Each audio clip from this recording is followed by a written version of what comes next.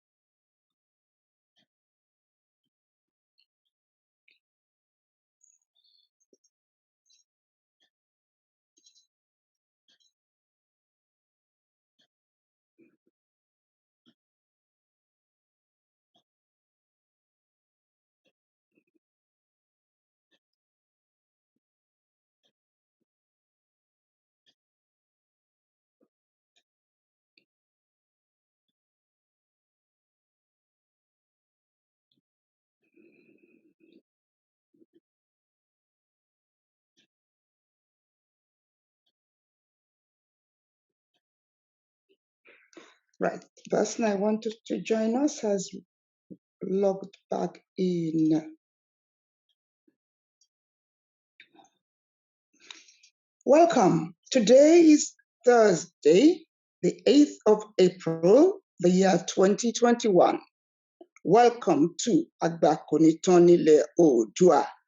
It is a program. It is not an organization. I am Erelu Tunwashe. To many, I am known as Alderman Erelu Lola Ayorinde. Delighted that you're all able to join me. Welcome. Let me first of all say that Agba Onitonile Oodua, no audio. I think you may need to check your system. It will be your end. I'm sure everybody else can hear me. Let me emphasize that Agba Onitonile Oodua came about as I often emphasize, we have too many conflicts within, amongst Yorubas worldwide, unbelievable conflicts, always based on misunderstanding and always associated with hot-headedness. People believing they know more than they really do and not facilitating understanding. And we end up with conflicts that is in need of resolution, and we hurt each other so badly. And as they always say, pounded yam of today will still be hot. Totally. In the next 20 years, that's the conduct. We need to change our ways. We really need to change our ways. We do not need bad behavior. We don't need violence. We don't need bullying each other. We don't need using juju to threaten anybody. We don't need juju to threaten anybody. We don't need any of that. We only need common sense. And that comes from having understanding. I thank you for joining me. The topic for today is violence, bullying, intertribal terrorism, and the right to self-determination. I repeat, violence, bullying, intertribal terrorism, and the right to self-determination. We want us to focus on the Yoruba story so far. What's our story so far? Yoruba is used as, shall I say, a case study. I dare say, very likely the same exists within other tribes. What one encounters in one part of the Federal Republic of Nigeria, no doubt you will find elsewhere. So, warm welcome to you all. Today, I'm joined by people I cannot ordinarily even offer any salary to, let alone to have them join us. I thank them for the quality time they spent in preparing for today, and I would like to thank them in advance of their contribution to today. I have got the keynote guest speaker who is already here. Permits me to introduce him. He's Dr. Akin Fakbohunda. Thank you so much, Dr. Fakbohunda, for lots and lots and lots of energy you invest in enabling understanding. And thank you for joining me for a second time. Dr. Akin Fakbohunda is a member of Afenifere and is also a member of another organization called Voice of Reason. Likewise, Oduduwa Society is a civil service retiree. Welcome, Dr. Fakbohunda. You have 20 minutes to share your thoughts, and should you want to extend that time, I would rather you indicate if you feel you are running out of time so that I don't interrupt you. I can be very strict with time. I know you want to share the screen. I will do so. So, good luck. We can't wait to hear your thoughts on this important matter. Let me try and share the screen with you. I've got to get it right. Let's have a look. I'm going to share the screen with you. Okay, right, okay. Over to you. Have I achieved the sharing of the screen? Not yet. Okay, yeah. Thank you. Yeah, you have. Over to you. 20 minutes. Okay. Is my screen visible? Yes, I can see your screen. Thank you very much indeed. Thank you very much. Petros, I appreciate this opportunity to speak today for us to engage our minds on issues of our nation, the Yoruba nation. I've given quite a lot of thoughts to the matter, and we are not many yet, but I just believe that we all need a lot of education. Many of us don't really know so many things, and we've not been reading, and we're not aware of what's happening. So I'm going to quickly recap the way we have been in the territory called Nigeria. The way we have been, how did we get to where we are now? We need to know how we came to where we are before we can think of where we are going. The way we have been, the Fulanis conquered Sokoto and created caliphate in 1804. I wonder why we have been allowing this to be 1804, 1904, 2004. We just keep lamenting. And they've conquered that part of Nigeria, and they are now coming southwards. Nigeria became a country territory in 1914. Then in 1951, the Igbos aligned with the Fulanis, and they really want to put Yoruba down because they thought there was rigging in 1951. If you think about it clearly, how do the Igbos actually think that Zik will be premier of Western region in an 80-member parliament? He alone will now preside over the Yorubas. Is that not the worst foolishness ever somebody could expect? Somebody comes to your territory, he now wants to take over your wife, and is unashamed about it. And he says, oh, you are against me. I can't believe it, that Igbos could reason that way. Okay, 1960, we're incompatible, we patched. In 1961, there's a convention in Jos. Basically, Yorubas that wanted to be in Yoruba territory on one side, Yorubas that wanted to align with the North on the other side. One group led by Akintola, one group led by Awolowo. That cleavage has been with us up to today. The action group tendency, the NNDP tendency.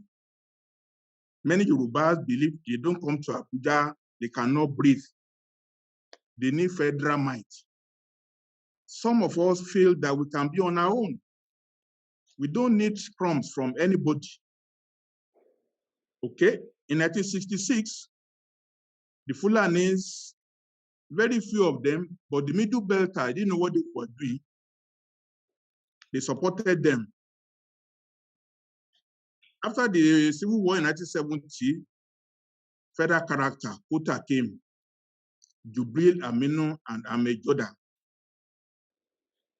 1978-79, Rotimi Williams and Benoit Boise, they were complicit in the overthrow of parliamentary federalism in favor of unitary presidentialism. Without consent, without any debate, without any consultation, they served the military, the Fulani military, and they replaced parliamentary system and put in unitary presidential system. 1999, constitution was rigged, but people wanted to just take advantage of the death of M.K. Abiola, and so people just rushed in without any thoughtfulness, without any idea about what to do. They just wanted federal government power, they wanted crude oil money, and they just wanted to be in federal government. And then, under the nose of Obasanjo, Sharia started in Zamfara State. It's the genesis of where we are today. in brief. Now, where are we? Where are we now? I like to describe the three major tribes to see that we belong to three different tendencies. Who are the Yorubas? We are urbanized. We live in towns. Our farmlands are separate. We go to the farm in the morning, come back in the evening. We don't live in the forest. In fact, forest in Yoruba mythology is supposed to be remote. We are fearful of the forest. We call it Igbo Kijikiji. And the books by Fabunwa, Igbo Olodumare, Enekenido nínú Igbo Elegbeje, describes the way we view the forest as Yorubas. Yorubas wanted to compete with the world. We wanted world of technology. We want the best for ourselves. We wanted to manufacture goods and services. Every parent in Yoruba land, the day you give birth to a child, you are fast forwarding to 25 years of how that child becomes a doctor, a lawyer, an engineer, a professional. You put everything you have into it. That is the Yoruba worldview. Who are the Fulanis? The Fulanis want to remain in the forest where Yoruba don't want to be. They want to be in the rain and in the sun without any protection. The Fulanis just want Sharia.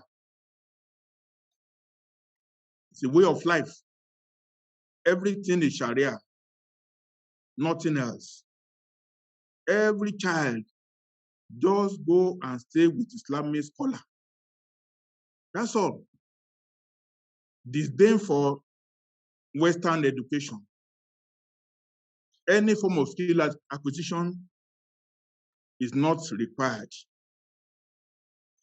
Then they import their kinsmen from overseas when there is election. So in Katsina, they will say 2 million voted. In Zamfara, they say 3 million voted. In Sokoto, they will say 5 million voted. Neat. They don't want census. They don't want to count. Who are the Igbos? They live in dispersed settlements. Everybody in his own compound. You can travel 50 kilometers. You will see compound on every spot of the way. No separation between forests and their villages. Igbos are Republicans. They don't know kings. They stratify into castes. They believe in buying and selling anything. Just buy and sell. You don't care what you are buying, what you are selling. Just buy and sell. Up till now, they have inferiority complex out of the Civil War experience. Finally, Igbos expect from others what they are unable to offer in return. They want everything from you, but they don't give thoughts to giving you the same thing. That was why they don't mind taking over Western House of Assembly in 1951. They cannot tolerate the same in their own territory. They don't sell land in their territory to foreigners, but they want to buy your land and take over your premises. What is the result of all this? We have clash of civilizations. We have clash of attitudes and worldview. We are not reconcilable in our attitudes. But the political class in all the three groups, they are united. They sit on the same table to plunder the Niger Delta, just to take the crude oil from Niger Delta. They are united. Nobody wants to work. I live in Abuja. Civil service federal secretariat is filled of people every day chasing contracts to just share oil money. So Nigerian system is bound together by Federal Account Allocation Committee. The political elite, they dig their teeth inside this money. They will say we are united. Oh, Nigeria was made by God. As if they were there the day God created Nigeria. So what is the solution? What is the outcome? We are better separate, but we are welded into a union. We are three different sets of human beings. We are better as neighbors. We need to respect ourselves. But now we are forced into a union. What is the result of this being forced into a union? Conflict, wastage of life, grabbing of land. Nigeria is dying. And you see the map, if you can see it on your screen, poverty in the north, a little prosperity in the south. Prosperity is fading away. We are living in the past, very distant past. Poverty, the problem that we many of us don't understand it. For almost 30 years now, an average youth in the north has not been going to school. They've not been learning skills.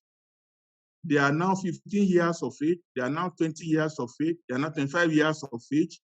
They've not gone to school. They have been roaming around with malams. They are now 25, 30 years. And they are now seeing TV that you can drive SUV. They now want to buy plasma screen television. So 20 million or thereabout of them with no regard for life and future. You just want to grab and take money. How do you remedy that? How do you now educate somebody who is 30 years who has been doing nothing all his life? Our problem is grave, very grave. In fact, we need to build a wall to separate the Yoruba area. We that have trained our own children, we can't be in the same space with those who have not trained their children for 30 years. It's a very grave situation, very grave. You see this cartoon on this side, the old malam in the north said, don't go to school, don't go to school, go and beg, go and beg, go and beg. And they have been begging. Now, big boy has come. I beg, stop killing people. Stop for where? Oh yeah, you give them amnesty. That's the mentality. The north is so pretentious. They are so ostrich-driven.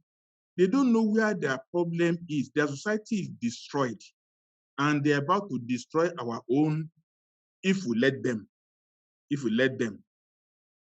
See, last year, Lagos, in the common entrance to enter unity schools, federal unity schools, 104 of them, 24,000 candidates entered from Lagos. From Igbos, from Yorubas, okay. But in Zamfara, Kebbi, Taraba, 28, 50, 95. In those numbers, there will still be Yorubas living in Kebbi, in Zamfara too. The 28, 50, and 95 in those states are not purely Hausa Fulanis. There will be some Igbo elements, there will be some Yoruba elements. So they are not going to school. Even now, Niger State have shut down schools. They are not going to do WAEC this year. Katsina State have shut down. Zamfara State have shut down. Kaduna partially. Their life is destroyed. Destroyed. What is the impact? I have a document. The Yoruba group have done a study where they've cataloged the killings and terrorism and invasion of Yoruba land. The document I'm presenting now is with the organizer. If you want it, you can request for the documents from her directly. If you also send me email, I will send it to you to actually look at the statistics. In fact, this one on day-by-day basis, the way we are being plundered, the way we are being destroyed in Yoruba land. You have 3 more minutes to round up, please. Thank you. I will need 10 minutes maximum. Well, I'm almost finished. In which case, please be focused on the contents. On the issues. So Yes. I have detailed. So what is the impact on Yoruba nation? We are traumatized. We are not good. We are not doing well anymore. Our allies are complicit. Even in our system, if you don't rig, you cannot win election. Unless somebody like Tinubu can pay for your form, you can't run for local government in Yoruba land. It's 10 million. No, I cannot run for local government. I cannot win because to just get form alone. So what are we going to do with that? In the document you see, in the 6 states, Lagos has 232 billion naira deficit in 2019. All the recurrent expenditure above 70% in the 6 states. Lagos says has 1 trillion naira debt, and all the other states the same. Despite all the IGR that Lagos is claiming, the money is frittered away. Then for this study, I decided to just go into record. I listed 100 companies that were functioning in Yoruba land in the 60s and the 70s. They are 4 closed down. Adebowale Industries, Sanyo, Debo Industries, Limson Industries. All of them, I listed 100 companies that have closed down or virtually dead. What are our choices? Nigeria is a failed enterprise. What do we do? Go for elections again? Or we beg for restructuring? No. If Nigeria is a company, it ought to be dissolved. When you dissolve a company, it's not just one person wanting out. Everybody should just go separate, to go and find their way. So the right term is dissolution of Nigeria. We are not seceding as Yorubas alone. Even the Igbos are not satisfied now. So many groups are not satisfied. We just want to dissolve. Then Yorubas are pace setters. We are the one to lead. We have to lead. When they see what we are doing, they follow us. Please, madam, give me just a few more minutes to make this point I want to make now. People have been scaring us. Oh, even president said there'll be visa to Kano. Why not? Why can't you take visa? What's wrong with visa? In ECOWAS protocol, you don't even need visa in West Africa to move around. Why scare us because there'll be visa? So people say, oh, we are married too much. Don't have Nigerian married to Ghanaians. Don't have Nigerian married to Norwegians. What is the problem with getting married? But your country is your country. Yoruba land is Yoruba land. And Yoruba land is your father. Whoever is your father, you are Yoruba. If your mother is from Igbo land, then it's a separate thing entirely. They say we have invested in Nigeria. So what? We are now dying. So if you invested and you are dying, who is going to harvest the investment? Leave the investment and live first. It's not better. Nigerians are living in Saudi Arabia as Muslims, and they are Christians, and they are working there. So I live in Abuja. I can live in Abuja if Abuja becomes a Fulani area.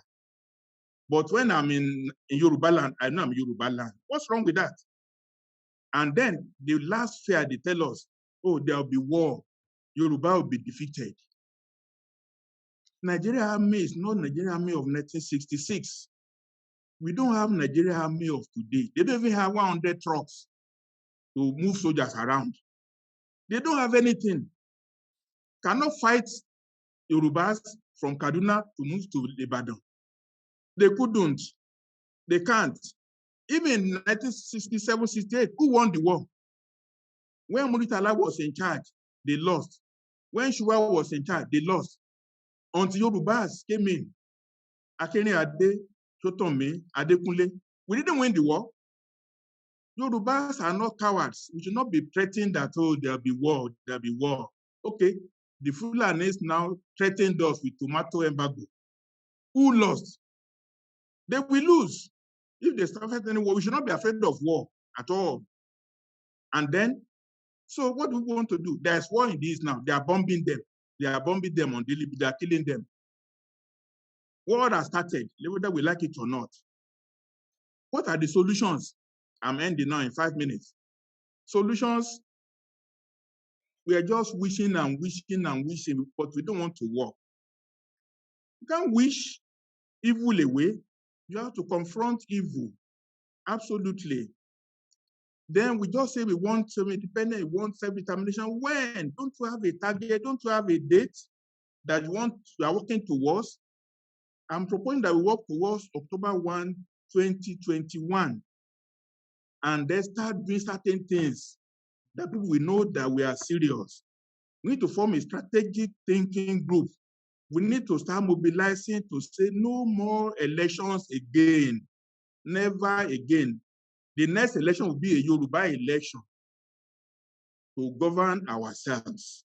That's what we should be thinking of. We need to publish, we need to do our own, even Yoruba constitution. We need to launch a panel to draft constitution for Yoruba land, better than the one in 1963. We need to have many groups. We need to have, okay, many things I've listed for time. Finally, the point I will make now is that nothing can happen unless we have a united platform, a federation of Yoruba bodies. Even if we go and govern Yoruba land today, who will govern Yoruba land? If we all don't do Abajowo Lafinshoya, there has to be a move to bring the Akintoyes of this world, to bring the everybody. We have to come together. We have to form a body like the African National Congress and then accommodate all of us. Some want restructuring, some want dissolution, some want, but let's keep all this in-house. They almost walked me out of a forum. They say, you are preaching, say you are a traitor. They call me a traitor, even among Yoruba people, because they are saying, Odua tomorrow. I say, where tomorrow, when? They now said I was a traitor. Thank you very much. Thank you very much indeed, Dr. Akinfakpo Muda. A good start. If you've just joined me, I am Ariel Utuwashe. Welcome to another session. To those of you who are in Brazil in particular, thank you for joining me. I think your interpreter has arrived later than usual. In my Zoom area, I don't fill it up with just anybody. I am very selective when it comes to my Zoom area. So please note, I'm not one of those who seeks to have 400 people. I prefer a small group and quality. If I can get across to 5 people, I'm satisfied. I don't recruit. So, welcome. If you've successfully joined me today, let me go straight on to my next speaker. And while saying that, let me also inform you that in the House and on this program, I have a seasoned journalist who is already listening to my speakers, and at the end of it, he will be a lead commentator. A very warm welcome to you, Otumba Femi Okutubo, Trumpet Media UK. Thank you very much indeed for joining me. Let me go straight on to my next. Please mute yourself. Please mute yourself and only unmute when it's time to speak. Let me go to my next speaker, who is a prince of Ondo, although born in Isaliko, Lagos. I want to welcome him with Elaboru, Elaboyi, Elaboshishe, Ogbo Ato, Asure Iworiwo Fun. He is an attorney. He's an attorney, he's an investigator, and I've invited him particularly because he is involved in a number of initiatives to facilitate a future for the Yorubas. He's Prince Professor Ifagbemi Awamaridi, a legal attorney, a publisher, a journalist, and his theme is the role of the movement for the effectuation of the Nigerian Independence Act 1960. Over to you. Over to you, Prince. Welcome. Please unmute yourself. Prince, are you there? Prince Akabos, where are you? Are you hearing me? Now I can hear you. Okay. Aboru Aboye. Abuato Asure Iworiwo Fun. Mori Washinje. Yeah. I thank you very much for being in this forum. And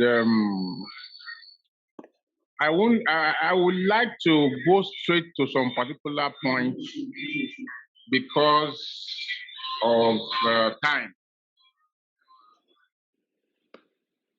To start with, we have to know who are the Yorubas.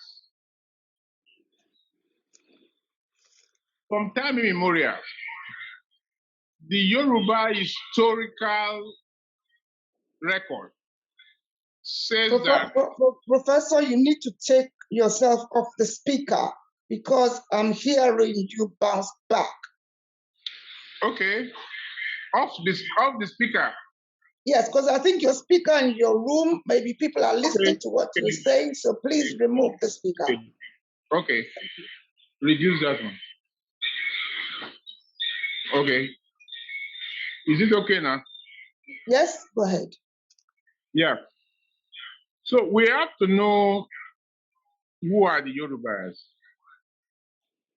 And the Yorubas, from time immemorial, from the historical background, believe that we are the originators of the world. The Yoruba man believes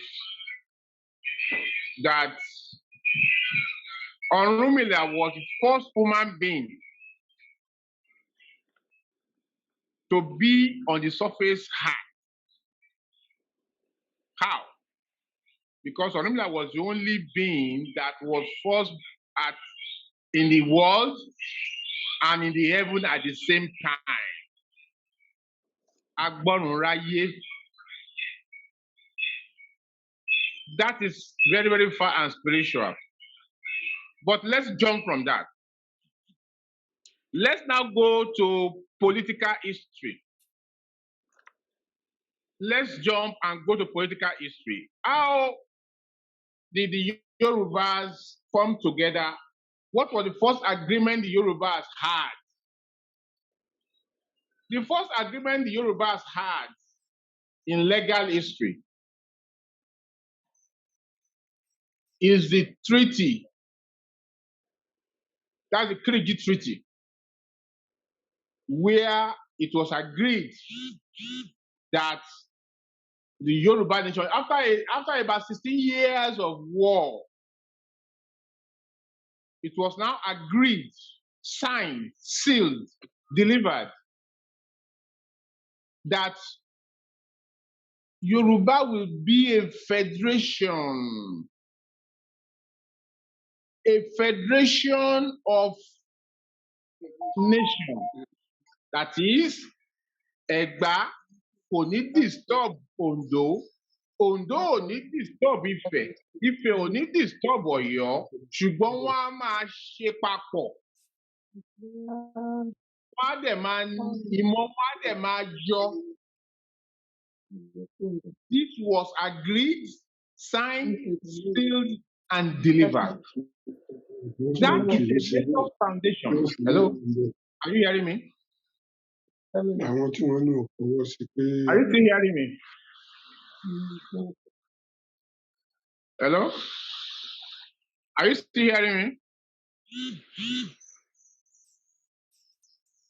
Hello?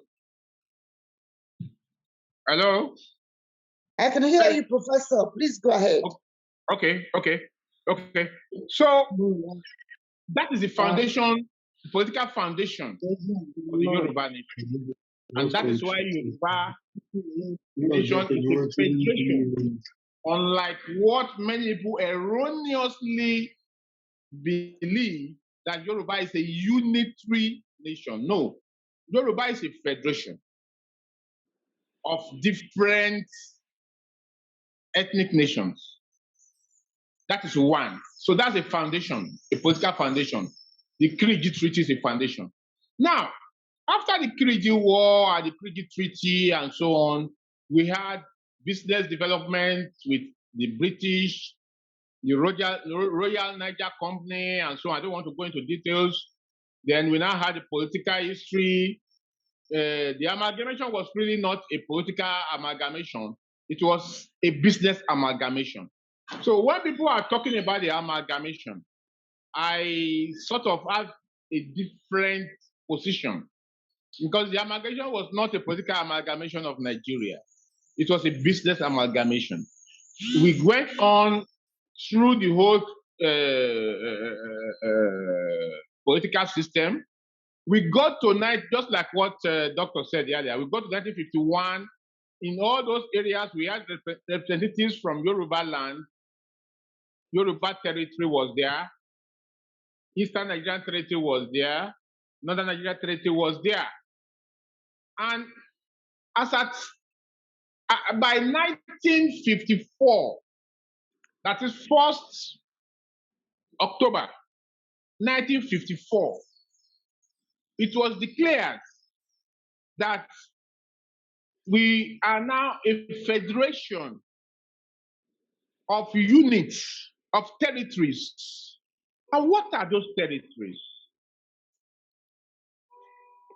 Western Nigerian territory, Eastern Nigerian territory, Northern Nigeria territory. That is October 1, 1954. That was documented and notarized by the British government, who was superintending the territories of Yoruba land, Igbo land, whatever land we call it. Now, after that, we had, don't forget that in 1954, I want everybody to understand one thing. In 1954, there was what we call Director of Administration, who was the head of the whole government. The British man that was representing Britain in Nigeria was like a British representative. The Director of Administration was Awolowo in 1954. Many of us have forgotten that. The Director of Administration, Awolowo was Director of Administration for Western Nigeria since 1954 as a territory, as an autonomous territory within the space called Africa. Now, after that, we went into self-government, August 8, 1957. The self-government was when they removed totally the hand of the whites from the administration or whatever of Western Nigeria. That was where we now had the premier, that the prime minister. And we all know the meaning of prime minister. The prime minister of Western Nigeria. The person was the prime minister of Western Nigeria, premier of Western Nigeria. He was not a governor of Western Nigeria. He was not a chairman of Western Nigeria. The person was called the premier, the prime minister of Western Nigeria. And Western Nigeria had all the paraphernalia of governance and all the representation of governance all over the world, including high commissions, including what you can call a coat of arms, national anthem, and so on. So it was very clear that ab initio, and from time immemorial, Western Nigeria, which let us call it Western Nigeria, which we call Yoruba nation, which we call United States of the Ekus, have been autonomous all along. In fact, originally we were known as the Ekus all over West Africa because of our greeting culture. Go to Sierra Leone, go to Ivory Coast, go to everywhere, go to Gambia. In Gambia, you still have the Ekus there. Who are Yorubas? In many other parts of West Africa, you still have the Ekus. Who are Yorubas? Now, after self-government, Western Nigeria, Eastern Nigeria, Northern Nigeria now came together to confederate, mark my word, to confederate into independence. Because initially the North said they were not ready to get independence, that they were comfortable with being enslaved by the whites.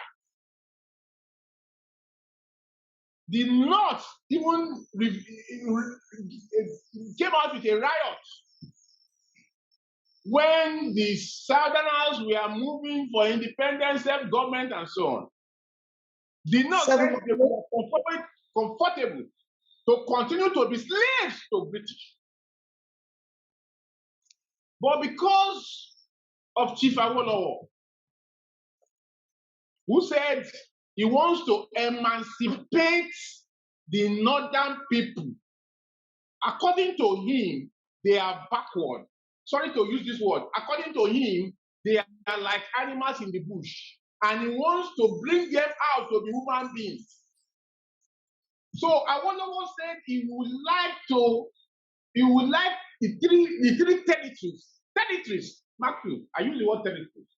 He would like the three territories to confederate into independence together, so that he will be able to emancipate, mark my word, emancipate these people who people look at as being animalistic. And today they are even saying that they regard cows more than human beings. So this is very clear.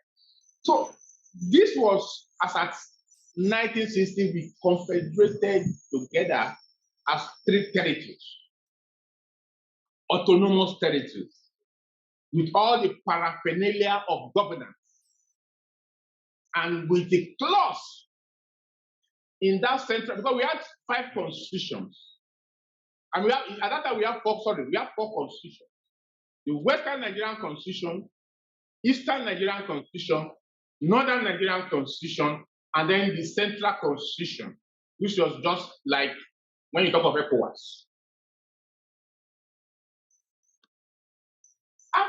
After independence, a lot of things happened. By 1963, Midwestern Nigeria, which was a clause in the Constitution anyway, that you can pull out of the system. The system says you can pull out. That's the Constitution. That's the Constitution that we had in independence. And that independence, what made Nigeria independent was Nigeria independence of 1960. No other thing. That is a document. That is a document that confederated Nigeria into independence. And if you remove that document, then there's no Nigeria again. There's nothing again. So and that document is sacrosanct. That document brings the constitution from 1954 upwards. You go and look at Nigeria Independence Act, you will see what I'm talking about. I don't want to waste our time and quote. It brings the documentation, the constitution of the Confederated Territories from 1954 up to 1960.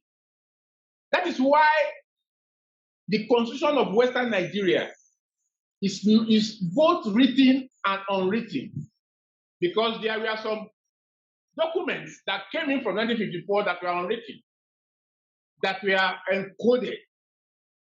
So now let's jump again to 1963. 5 more minutes, please, Professor. 5 more minutes. Okay. 5 more minutes. Thank you. Okay. I'll try to. Now, in 1963, Midwestern Nigeria, so to say,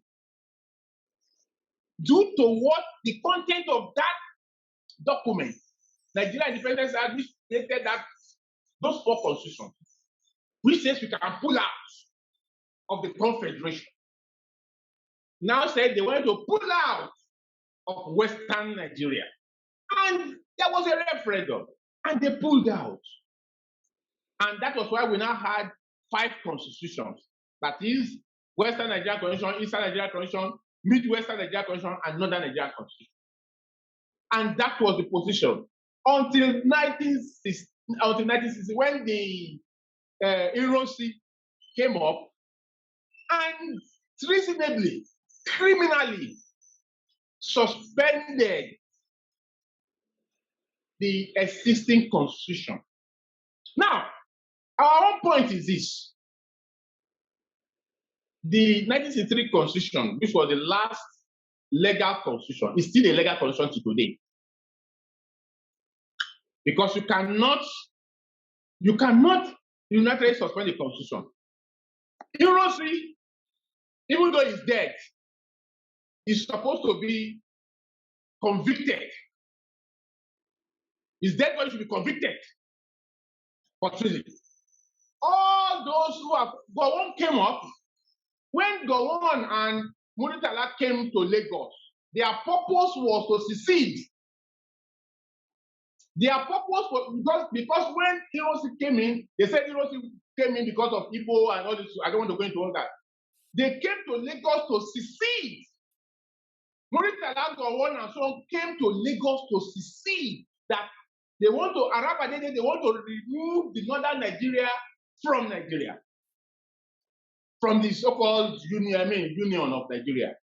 But when they came to Lagos and they saw that all of them that converged has got power, they took over power from Erosi, killed Fajuli. And now what they did now was, instead of coming with their aim of Arabadede, that is seceding, they now annexed the other territories. So they are complicit. All the people that have been commander-in-chief of Nigeria are criminals. They are supposed to be in jail now. So our own position is that we don't need any referendum. The Yoruba nation is already autonomous. What we need now, we have already started a process to the ICC. ICC has amended their laws some years, just recently, and we are going to use that. We have been doing so. What we just want them to do is to say that these people have a case to answer. All those who have been commander-in-chief of Nigeria, they have cases to answer. All those who have ruled Nigeria by whatever means and have not denounced, except if now you denounce. Even Professor Pitoye will have to denounce being a senator of Nigeria and say it was a mistake. Because you are complicit. It's either you are complicit or you are unnecessary after the fact of treason. So we don't believe that we need any referendum. What we need to do is to position to get all those criminals convicted.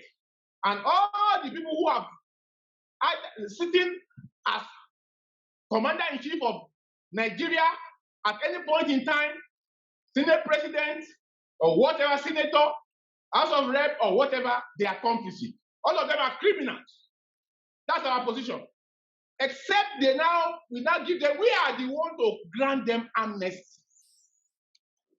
We are the ones, the citizens, who will grant them amnesty and say, okay, because you have repented and you have now accepted. So what we are calling for now is the unsuspension of the 1963 Constitution.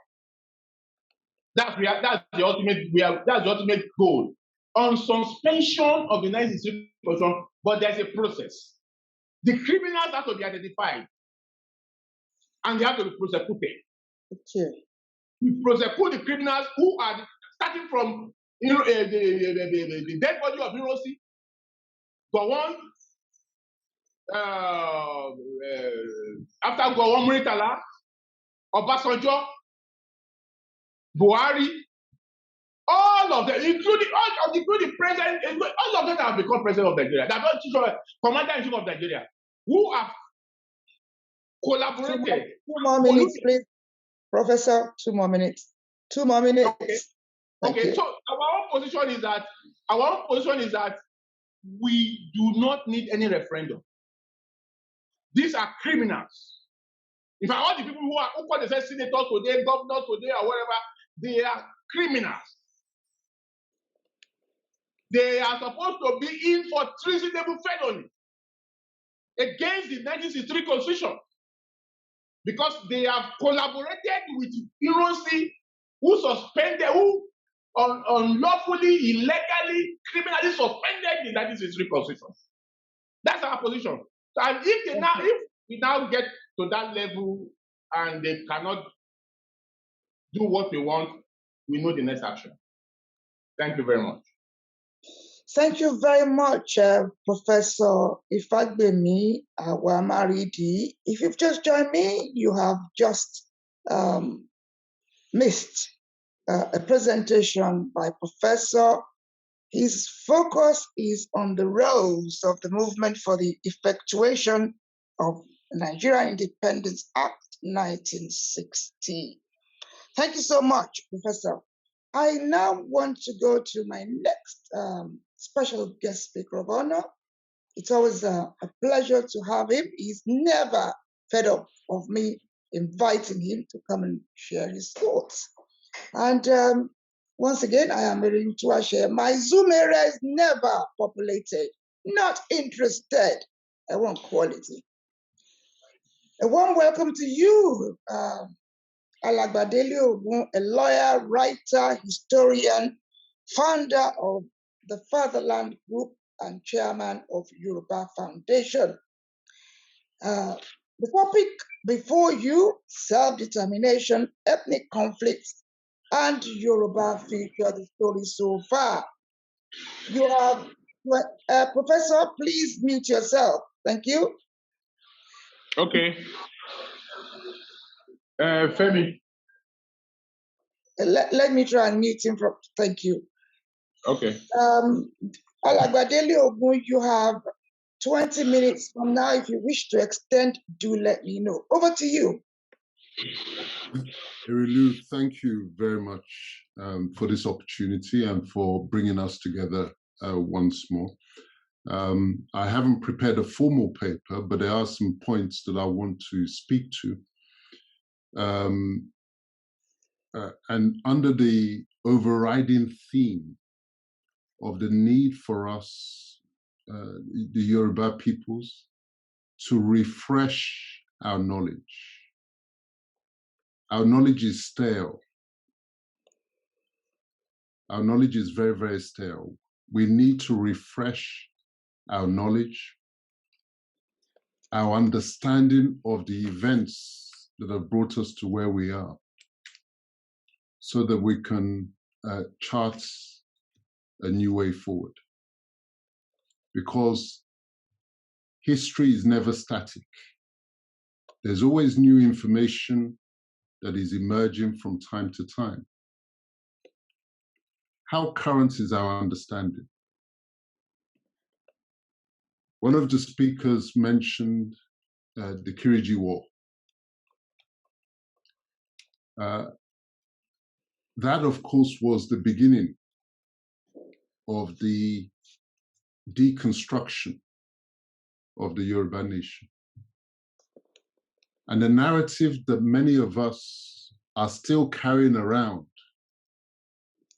is the narrative that was sold to us by those who had a strategic interest in breaking up the Yoruba nation. Because without breaking up that nation,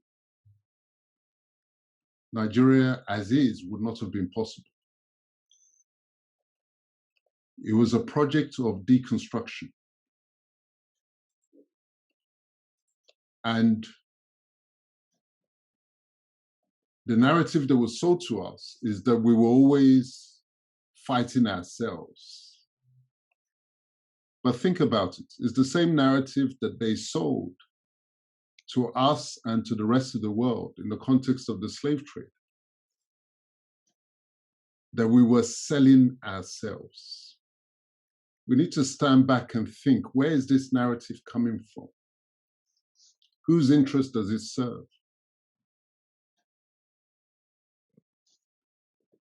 When I read Samuel Johnson's History of the Yoruba, it became very obvious to me that all those conflicts and all those wars that culminated in the Kiriji War, 16-year-long civil war, it was very clear to me that this coincided with the beginning of the project, the British project for the construction of Nigeria. So if we stand back and think, was it just a coincidence that we were at war? The weapons, where were they coming from? Were we manufacturing the weapons? Or were we being supplied the weapons? Same thing happened during the slave trade.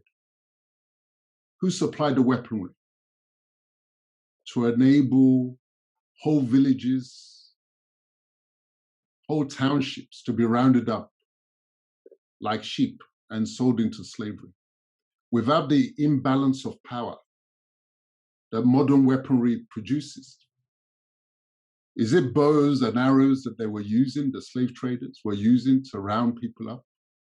Is it spears? Sometimes we have to stand back and think critically. Because if we do that, then we have a prospect of finding the way forward. The 16-year-long Civil War, when I read Samuel Johnson's book, I saw evidence of external hands that were supplying weapons to both sides to fast-track the deconstruction of that national identity. And then when everybody had fought themselves to a standstill, in fact, at one point, Alaafin sent an emissary to the British Prime Minister, begging them to intervene, to put a stop to this war. And the response that came back was, let them fight a little longer. We need to be applying the lessons of today that we see elsewhere around the world to understanding our past. The things that you see in Iraq, the things that you see in Iran, the things that you see in Libya, where weapons are being supplied to both sides, are these not lessons for us to reevaluate our journey and how we got to where we are? Because when we understand it, then we will begin to understand that there's much more unity amongst us than might at first appear. So it was 23rd of September, 1886, that the British then stepped in and said both sides, all sides in the Kiriji War, drop your weapons. And the peace treaty was signed, calling for peace, progress, and prosperity amongst the signatories and all their descendants. Now, what about the next piece of the narrative? I've dealt with the narrative that we were always killing ourselves, fighting ourselves like mad people. What about the related narrative, which is actually the opposite? The narrative that Yoruba are cowards and they don't fight. Now, can you see the contradiction immediately? Peoples who are at war, a 16-year-long civil war. By the time the Nigeria project begins, the narrative has become, Yorubas don't fight, they can't fight. What happened to that nation of warriors with all the experience of that war? It suddenly just disappeared? Or is somebody playing with our understanding of ourselves and our understanding of how we got to where we are? And despite all our nominal education, we swallow this narrative and begin to look at ourselves in a negative way. There was one in my study of the journey to date, which is reflected in my book, The History of Nigeria, titled A Fatherless People. Following the amalgamation of 1914, there was only one ethnic group that fought the British head on. That was the Adubi War, 1918. The Egba and the Owu in combination against the British to drive them out. It was that experience, and it was only because the First World War had ended that the British were able to send reinforcements. Otherwise, they were facing an American Revolution situation. It was that experience that convinced them to produce a report in 1921 on the shape of the army in Nigeria. And that report said the Yorubas would not make good fighting material. Well, you can understand now why we didn't make good fighting material, because we had just been fighting them to drive them out. And then, of course, you do not allow those who have the advantage of modern education. If you want to hold on to your colony, you do not teach them en masse how to use weaponry when they've already shown a propensity to rebel. So this was the genesis of the false narrative of cowardice amongst the Yoruba. Of all the ethnic groups, we actually had, as at the 1920s, the greatest military experience by virtue of that long century of war that led up to 1886. This is what I mean about the need for us to refresh our knowledge and to give our people the true understanding of how we got to where we are. But at the same time, there's the other side of the narrative, also false. We, the Yorubas, indulge in it a lot. A claim that we are exceptional, that only Yorubas behave this way. Only Yorubas will vote for an Igbo man in the 1951 elections. We deceive ourselves because we don't again understand what really was going on. NCNC was competing in the Western region because NCNC was a product of Azikwe's reverse takeover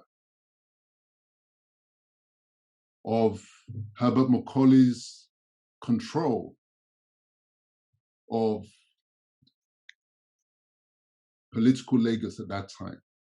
That's what gave NCNC a bridgehead into the Western region.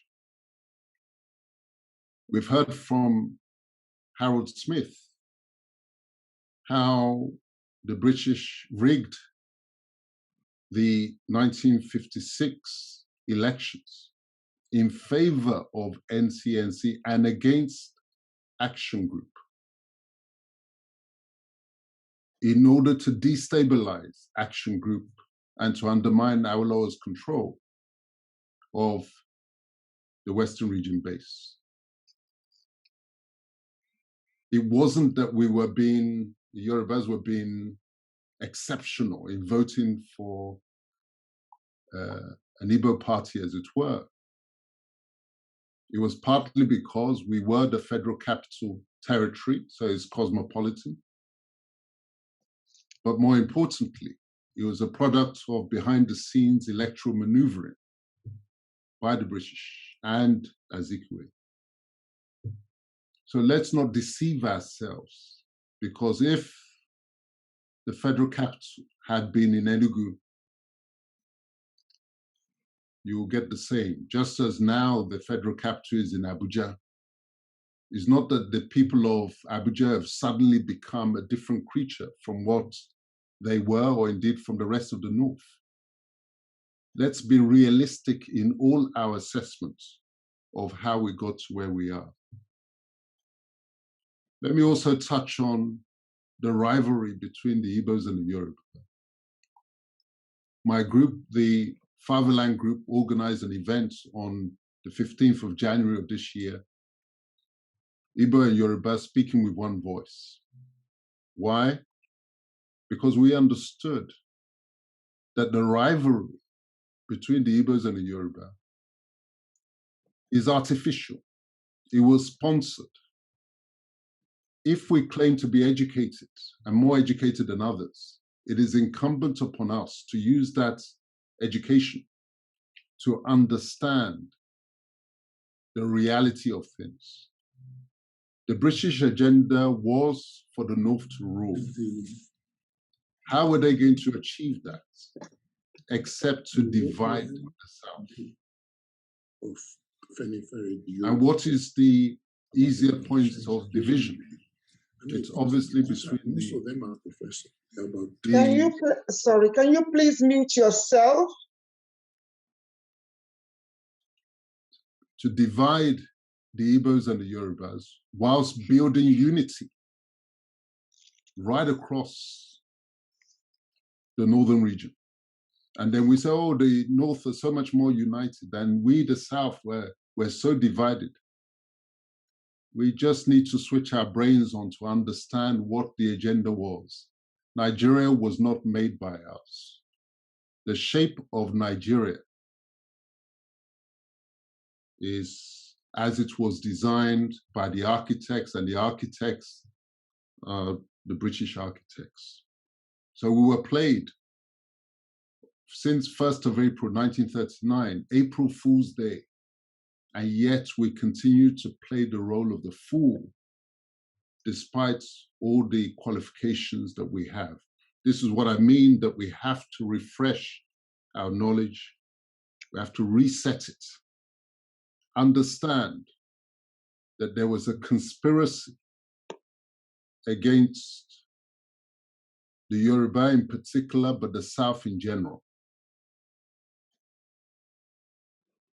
It was against the Yoruba in particular because we got the boost in education ahead of everybody else. Not because we are cleverer than anybody else. Again, let's not deceive ourselves. Not that we're brighter, more intelligent. Every ethnic group has their own quota of the intelligent and the stupid. It is opportunity that determines the predomination of one as against the other.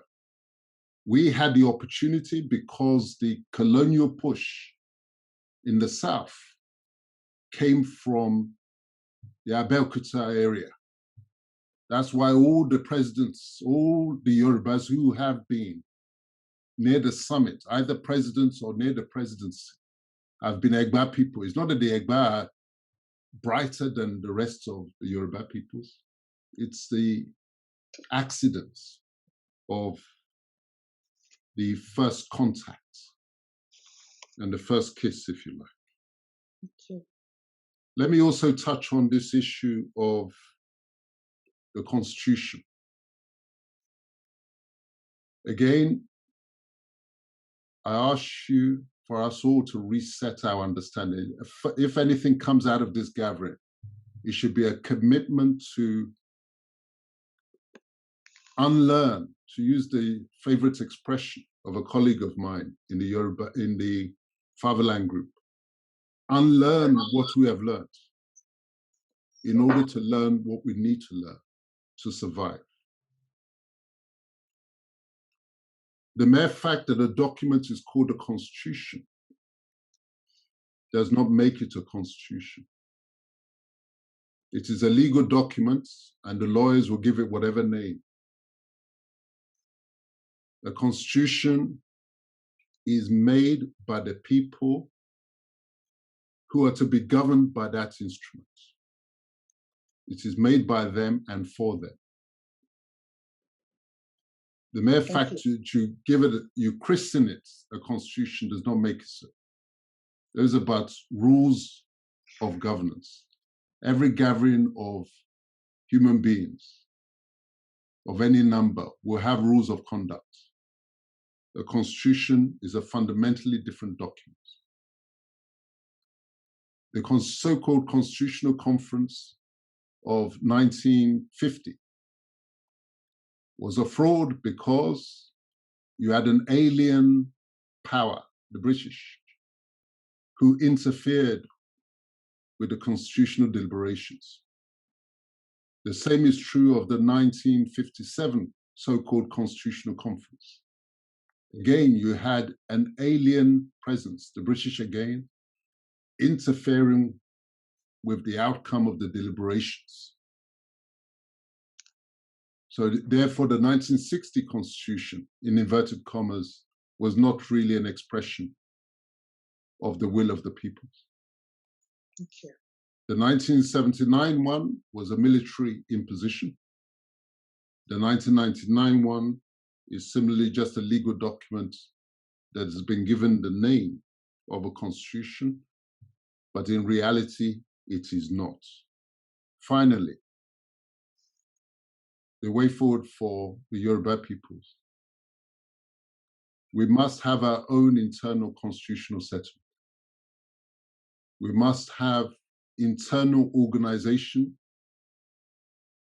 With internal organization, we have internal coherence.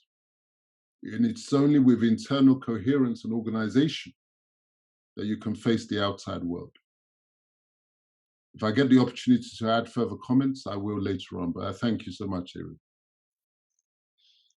Thank you very much indeed, Alagbadeli Ogun. Always a pleasure, usually as illuminating as we have encountered.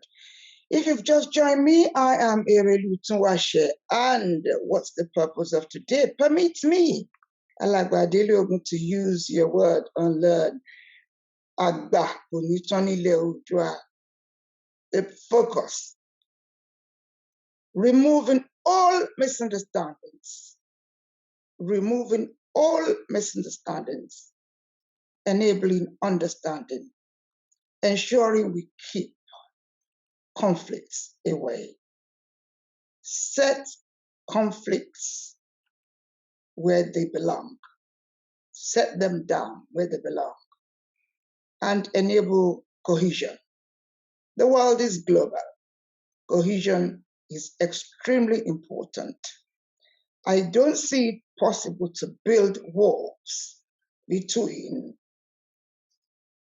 Yoruba land and their neighbors. I don't see it feasible whatsoever. Consequently, whatever we can do to ensure that the right to self-determination,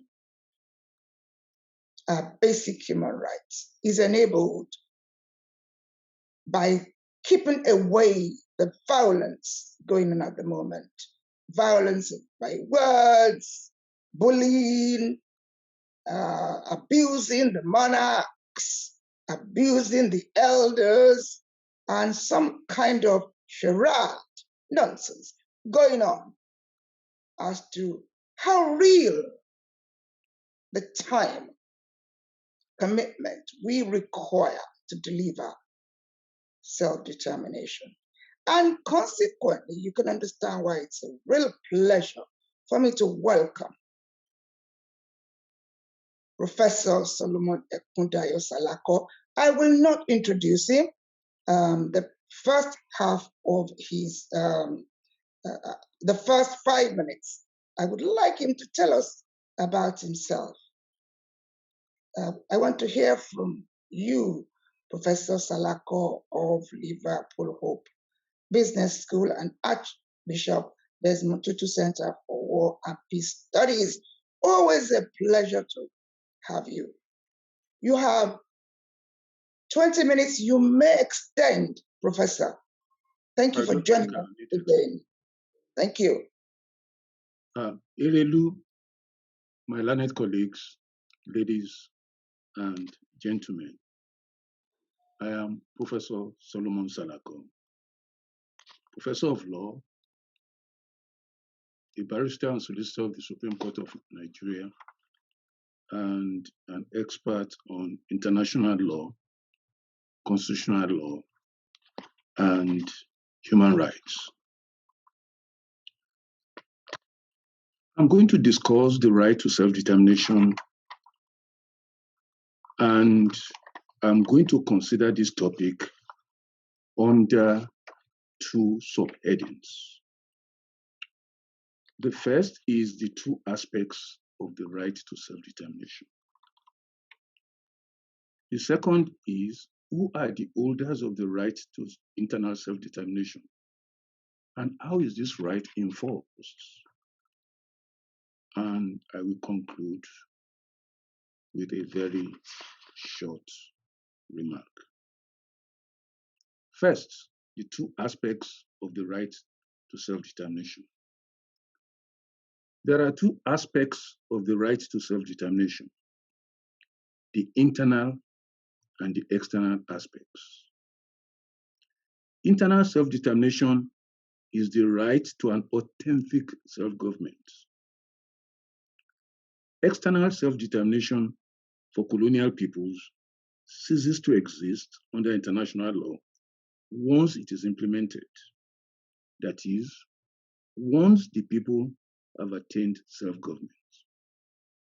But internal self-government or self-determination, unlike external self-determination, is an ongoing right of the people to choose their own political and economic regime.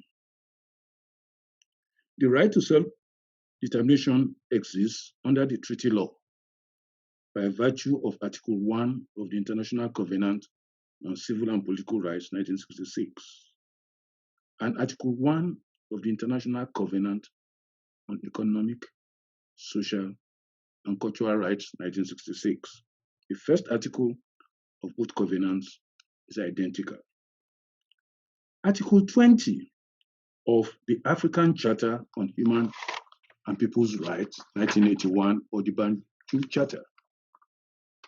The Universal Declaration on the Rights of Peoples, 1976, the Algiers Declaration, and the American Declaration of Rights and Duties of Man, promulgated by the Organization of American States. So, is widely recognized under international law. Two, who are the holders of the right to internal self-determination? And how is this right enforced? The United Nations attaches the right to self-determination to peoples I emphasize, to peoples. And the UN Secretariat defines peoples as meaning groups of human beings who may or may not comprise states or nations. And the International Court of Justice in the Kosovo Advisory Opinion 2010, International Court of Justice reports at page 403, paragraph 49, put a gloss on peoples. These peoples of non-governing territories or peoples who are subject to alien subjugation or dominated or exploited. The Palestinians, the Kosovars, East Timorese, the Igbo, the Yoruba, the Hausa Fulani are peoples as defined. As regards internal self-determination, peoples are entitled to claim self-determination and vindicate their rights only if there is a representative organization capable of acting on behalf of the entire group, that is people. There are two steps. Step one, Article 1 of the International Covenant on Civil and Political Rights, 1966, provides all peoples have the right to self-determination. By virtue of the right, they freely, the key words there, they freely determine their political status. The state parties to the present covenant shall promote the realization of the right of self-determination and shall respect the right in conformity with the provisions of the Charter of the United Nations. Article 1 of the optional protocol to this covenant provides for the right of individuals to lodge communications with the UN Human Rights Committee, alleging that they are victims of breaches of their individual rights by the states complained of. Articles 1 and 2 of the optional protocol do not rule out the right of the legal representatives of a people to complain about breaches of Article 1 of the International Covenant on Civil and Political Rights, 1966. The complainant could claim that the breach of some basic political rights amounts to a violation of the right of the whole people to, in quotes, freely determine its, in quotes, internal political status. Step 2, extreme and unremitting persecution and lack of any reasonable prospect of challenge makes a secession legitimate. I emphasize, legitimate. A racial group, as people, may secede once it is clear that all attempts to achieve internal self-determination have failed or are destined to fail. I want you to listen carefully. Have failed or are destined to fail. See Kosovo Advisory Opinion, which I mentioned earlier. It is advisable to hold a referendum supervised by the United Nations. I will welcome questions after this. Now, what are my concluding remarks? Let me end this short submission by quoting a leading publicist, George Cancado Trindade, who, in a separate opinion in Kosovo Advisory Opinion 2010, International Court of Justice reports, pages 523 to 617, especially paragraph 184, stated that the current evolution of international law and international practice of states and international organizations provides support for the exercise of the right to self-determination by people under permanent adversity, or in the case of systematic oppression and subjugation. The key words there are people under permanent adversity and systematic oppression and subjugation. That is my short submission on the right to self-determination. I'm open to questions later. Thank you very much indeed, Professor Salako. It's time to go to our lead commentator of honor for this session. He has listened to the contribution of all the speakers. It's time for him to do a summarized version to us. No questions will be asked before he concludes his comments. Then I shall invite.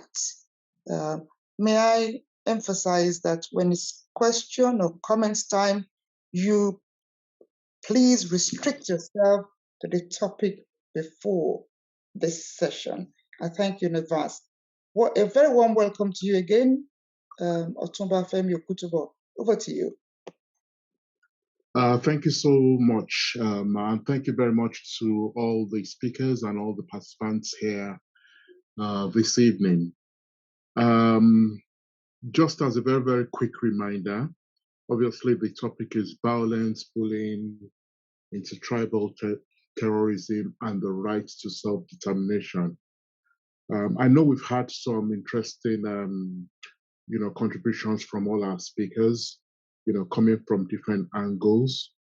We've had some historical excursions as well. A few things stand out for me, particularly in terms of some of the presentations. So, for example, from Dr. Akin Pakponda, who spoke earlier on, he did emphasize on the fact that we have different sets of people that make up the current geographical entity called Nigeria. These are people with different civilizations, different worldviews, and then who have actually been brought together as one set of people or as a country.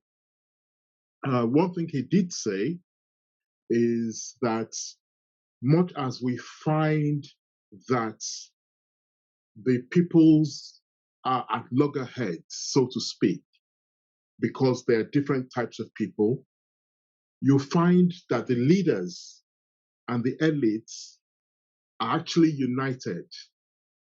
They're united in plundering the wealth of the nation. And I think that is something that we really must really hold on to, because I've argued quite a few times at different fora that we need to be extremely cautious. Well, not cautious, but we need to have it at the back of our mind that the first war that we're fighting in Nigeria, or the first war that we should be fighting in Nigeria, is about the survival of the common man in Nigeria. It's about the survival of the poor. It is about calling the elite to order. You find people even at the lowest levels of governance, whether it's in terms of local government chairman, whether it's in terms of being in the State House of Assembly and so on. A lot of our politicians, a lot of their associates who are not in politics, who are probably outside politics, but are part of the elite, all have one thing in common. And I say that because, for example, somebody is not in politics, they have somebody close to government, they've got a contract, they don't execute the contract, and at the end of the day, it's the people that are worse off for it. So I think that's one key thing that we really need to have at the back of our mind, that even though we're different peoples, for whatever reasons and for their own personal interest, our elites are actually united in plundering our wealth. And the first people that I think we need to be dealing with is actually our elites. Because again, and I've said this quite a few times, we've had so much, right now we have this clamor that we want to secede because we believe, or we want to be able to have self-determination because we believe it's going to be the solution to our problems. But if we're not careful, it's quite possible that we may be living in a dream world if we're not really clear as to what we want to try and achieve. There is no doubt about it that when you look at the current entity Nigeria today, there isn't a fair and equitable use of the resources of the nation. The appointments are so lopsided. There are some people who believe that, yes, they have the right to sort of lord it over every other part of the country. Those things are well recognized. But as has been argued, look at what's happening in the Niger Delta, or what's happened in the Niger Delta over the last number of decades. But if you look further and question further, with the amount of resources that has been poured into the Niger Delta area, should the Niger Delta be where it is right now? We have clamored for so much in terms of our states. Oh, we want more states. If we have our own state, we'll be, our states will be better off for it.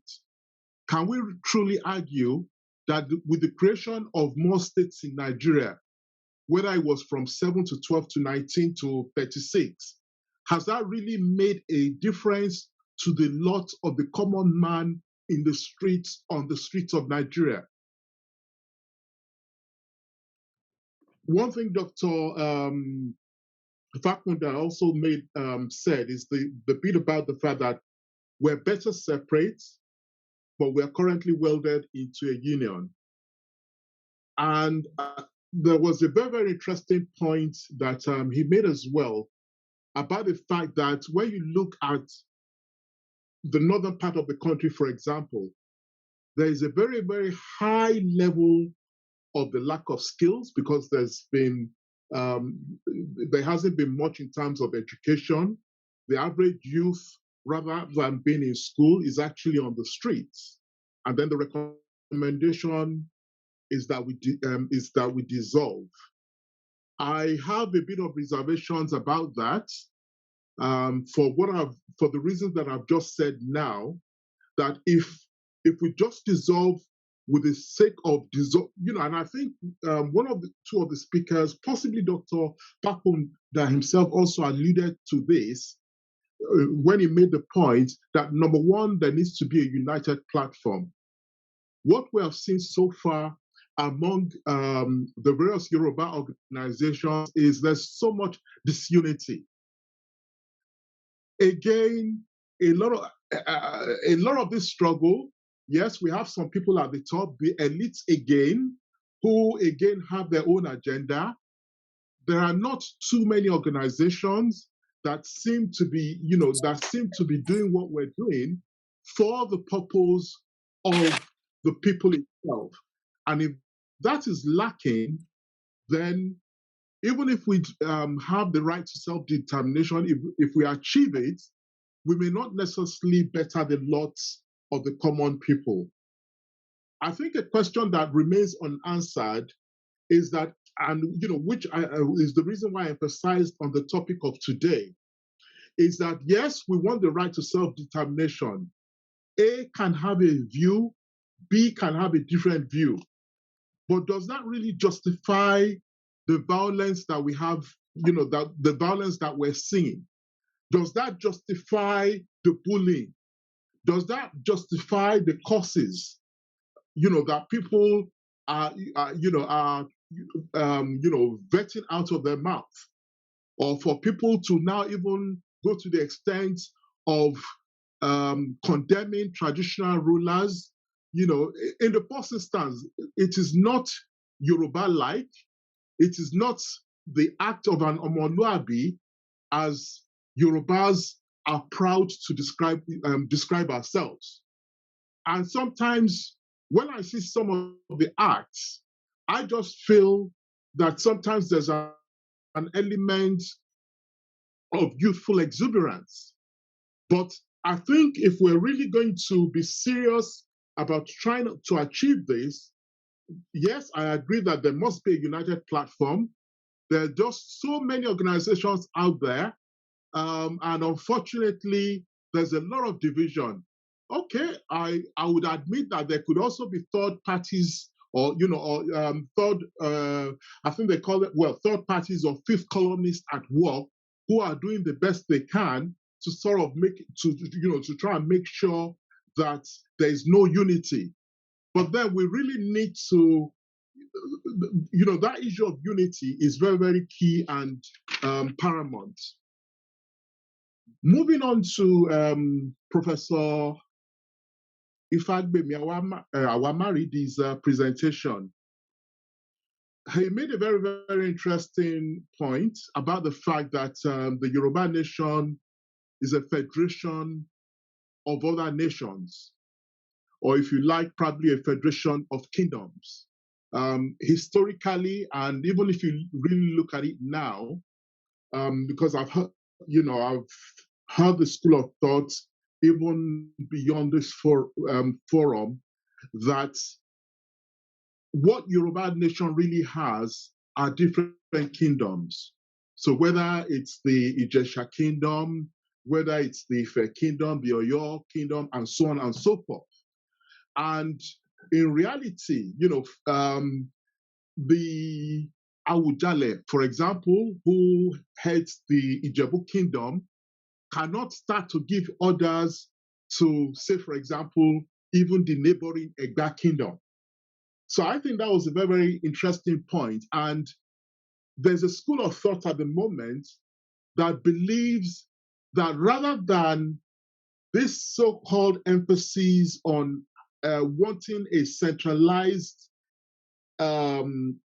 authority and direction from one unified Yoruba Yoruba nation, perhaps we need to be emphasizing more on the component units that actually make up the Yoruba nations, so i.e. our kingdoms. I think that's food for thought. But if you ask me, there was a time in the nation where our traditional rulers, our monarchs, were much revered. They had so much authority over their peoples, and they worked a lot more with governments, such that things seemed to work probably a bit better. What we have today is a situation where even the appointment of monarchs has now been politicized. They're actually being paid by the state government, most of them, which means that whoever dictates the piper dictates the tune. We've had very ambitious politicians who have actually been able to curb most of our traditional rulers and put them where they want them. So those are some of that's one area that I think is extremely important, that if we're really going to get the success that we are expecting from a Yoruba nation, the role of traditionals, and possibly in terms of this emphasis on trying to make sure that even our kingdoms, who are much closer to the grassroots, are given a pride of place in whatever system of governance we're looking to have. There was an interesting point made by Professor Awamaridi as well about the fact that there's no need for a referendum, that we're already autonomous, and right now they're calling for the suspending of the 1963 Constitution. I'm not a lawyer. It'd be nice. I know we have at least two other legal experts here as well, so I think it might also be interesting probably to hear a few views on that. Mr. Adele Ogun, as usual, very good presentation. He made a point that, there are quite a few things we'd need to unlearn, would need to also refresh our memory on quite a few things. And I think that probably alludes to the point that again, there's a lot of misinformation out there. And we need to understand that some of this misinformation has been deliberately put out there because there are some people that have specific agendas they are trying to achieve. And sometimes they like to, sort of just throw out some information out there because there's a direction along which they want people to go to. And I say that also from the perspective of, a media practitioner. The role that the media is playing in terms of Nigeria, I really wish we could do a lot better as a medium or as media back there.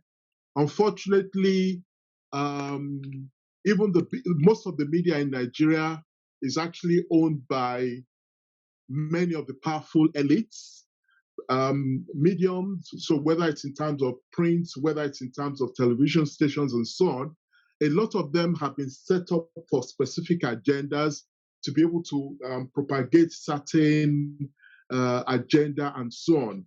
And so again, I think if there's any recommendation that I have on this, it will be the fact that for the Yoruba nation to be achieved, we must not ignore the media. We have to try and make sure that the right message is out there. And sometimes when, when certain reactions or when certain misinformation is being put out there, they need to be, they need to be dealt with. But I think even in the midst of the various organizations that we have, the lack of disunity that we have among our various organizations has actually resulted in a situation where even our organizations are also using propaganda, they're also using the propaganda approach as well, where sometimes we're just passing out information when we sometimes know that some of that information is not true. So I think, and it's only a matter of time. You can fool some of the people some of the time, but you cannot fool all of the people all of the time. So I think that is extremely important. I like the point that Mr. Dilogu made about the fact that even the Igbo and Yoruba people are, that they usually, he's happy to see that they're speaking. Well, there was an attempt to try and get us to speak with one voice, and that the rivalry has probably been overemphasized. And it's more of an artificial thing that sort of that started probably from the British, who were also trying to sort of achieve, certain agenda. I tie that back to the point that I made, that the point that Dr. Fakunda made earlier on at the beginning, that yes, we're different people, but sometimes the differences between us are overemphasized to the advantage of certain forces.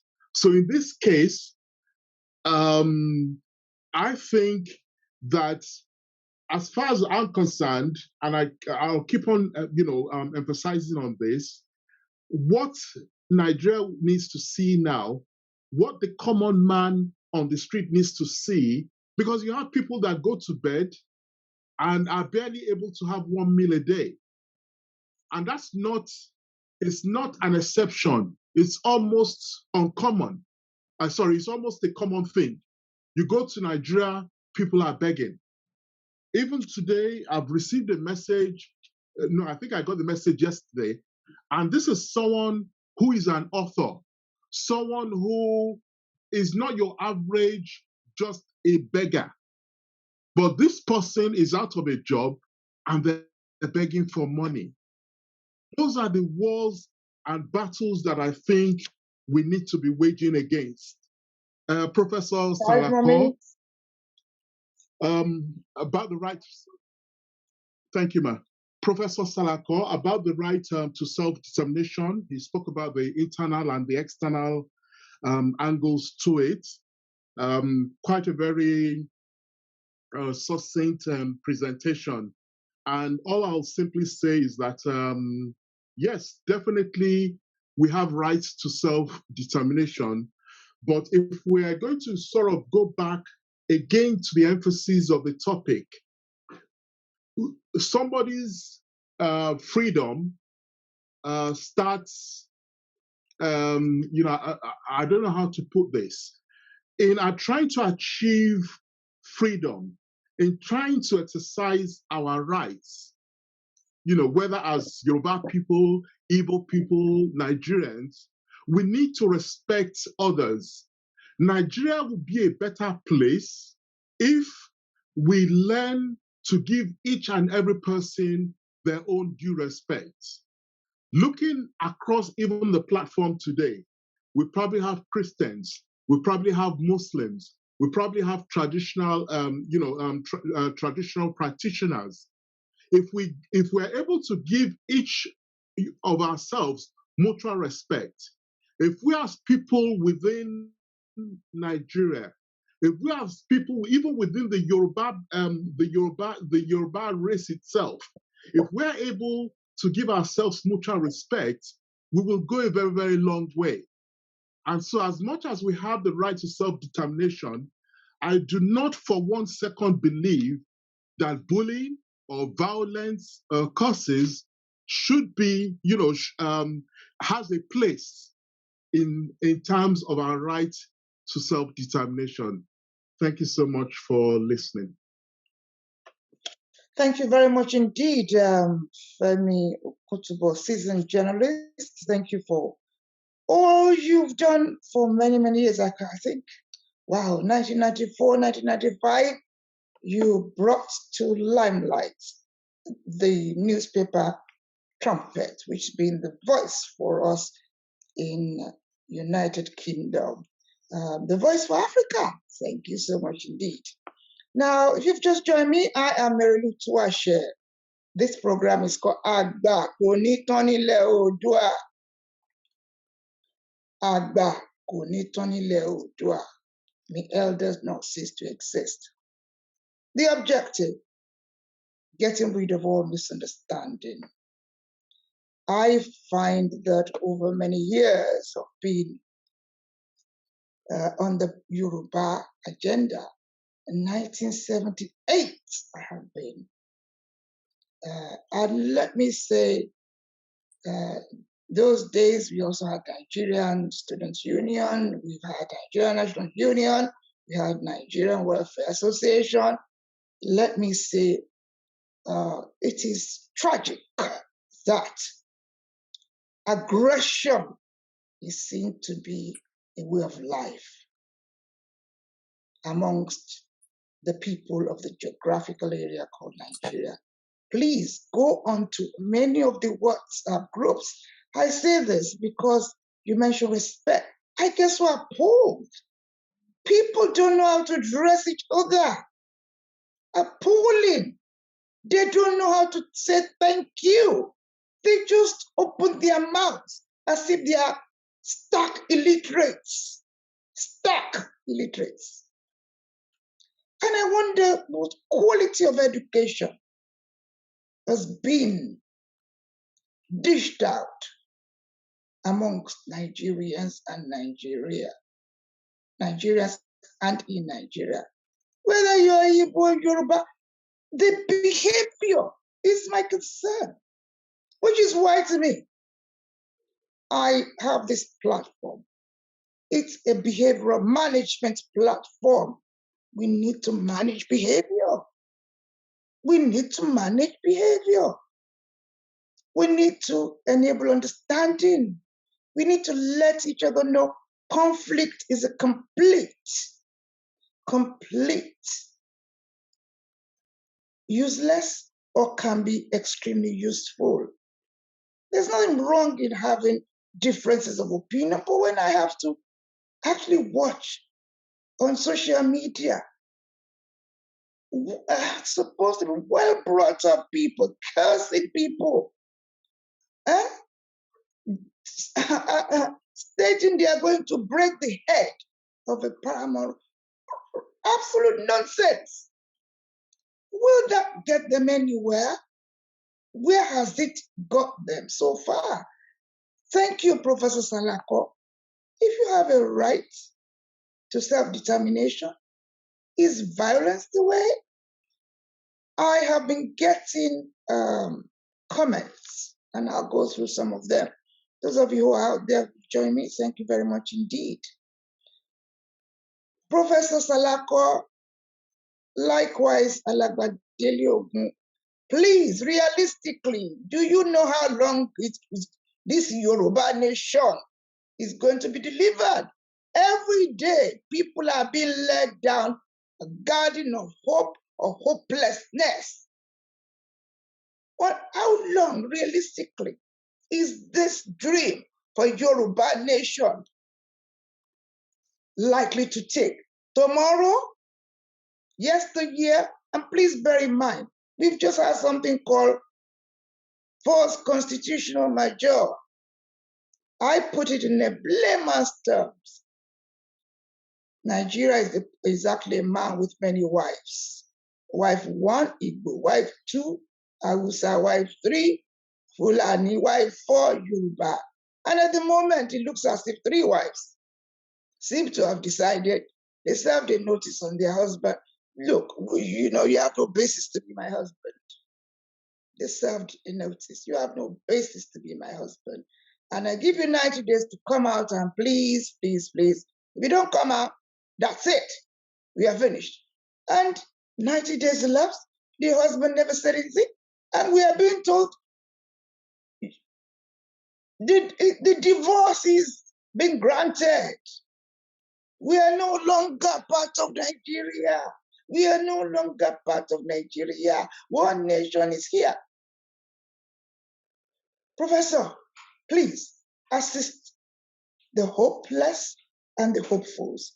That's the first question. Thank you. Do you want me to respond to that, Irelu? Please, Professor. Thank you. Yes. In fact, I have prepared 3 points that I wanted to stress. The first is that the breakup of Nigeria is inevitable. The question is when.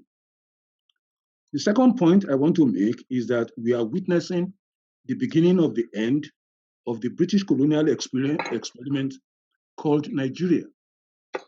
And the third is that the right to self-determination of peoples, not war, is the only way out. There are examples, in fact, examples abound from 1971 to date. Bangladesh, just a year after the cessation of hostilities in the 1967-70 Nigerian Civil War. Czechoslovakia, they just partitioned the country into 2.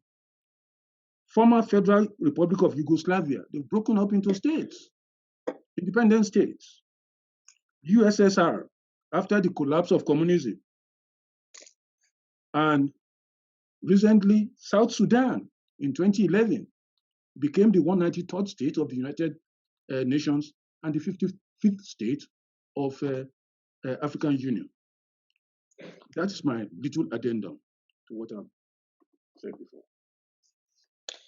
Thank you very much indeed. I'm still going to put the question to you. The ongoing agitation for self-determination, based on the experiences you have shared, on average, how long is anybody in a position to state how long it's going to take for Yoruba nation to for Yoruba people to just wake up and we are Yoruba nation? Over to you. If you can't, let me go to Alagbadeli Ogun. Sorry, Professor. Alagbadeli Ogun, 5 minutes. How long? You're going to wake up and it's Yoruba nation. Well, the answer is that it depends. Thank you. It depends on us, and it depends on them, because these things are products of not just plans, but events. What is clear when you look at other countries, if you look at Scotland, They've been agitating for independence almost since the beginning of the Union. In fact, since the beginning of the Union, there were always two voices within Scotland. The ones who wanted to stay within Britain and the ones who wanted to be a standalone nation. As it is for Scotland, so it is for the Yoruba nation. There are those who want to remain within Nigeria, and there are those who want to leave Nigeria. The balance depends on the events going on around. What is clear is that Scotland has been, or the Scottish nationalists have been kept in because the Union was successful. The British Union was successful. The more successful the Union, the less likely, it's just like marriage, the less likely somebody wants to leave. But where you have an unproductive union, such as we have in Nigeria, that is wasting the potential of every single one of us, even the ones who think that they're benefiting, except the low life who had no prospects but for Nigeria. Some of them, it is Nigeria that's made them relevant. But for Nigeria, there will be nobodies. And so, of course, they're going to hang on for dear life. But the evidence of failure is all around us. And as the failure accelerates, so that we move nearer the point of exit, what is there to persuade people to stay?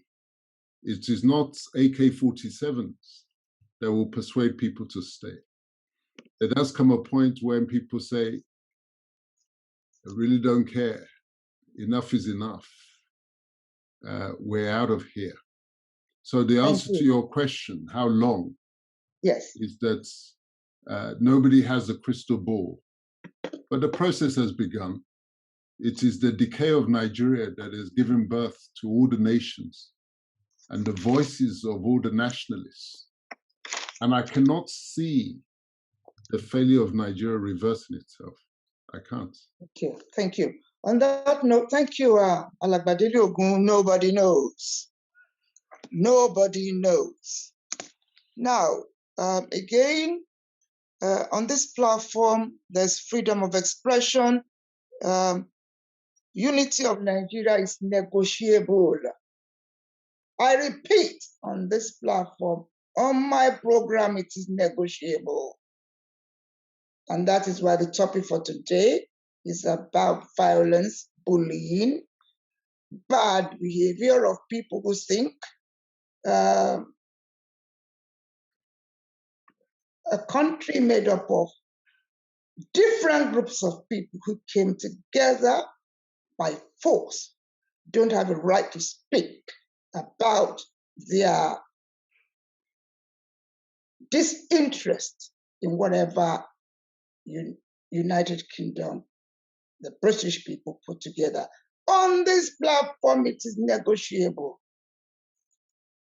Nobody can make my people remain in any relationship that is nothing but a complete waste of time. Now, let's move on to the next comment I have. Oh, by the way, permit me to invite, I think somebody, Ayedu. You have 5 minutes. Please focus on the question or comment. Mr. Taiwo Ayedu, you've had your hand up. Thank you. Thank you very much, Arulituache, for organizing this very enlightening session, and I thank all the speakers as well for enriching our knowledge. My question directly is to Professor Salako.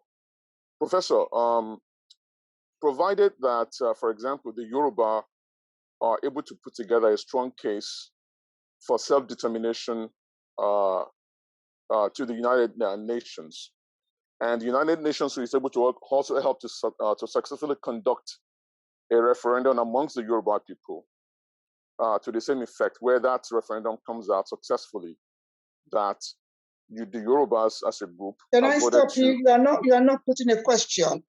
It's a question. It's a question. May I invite you to simply either ask Professor to tell us the role of United Nations or whosoever, because I'm hearing preambles.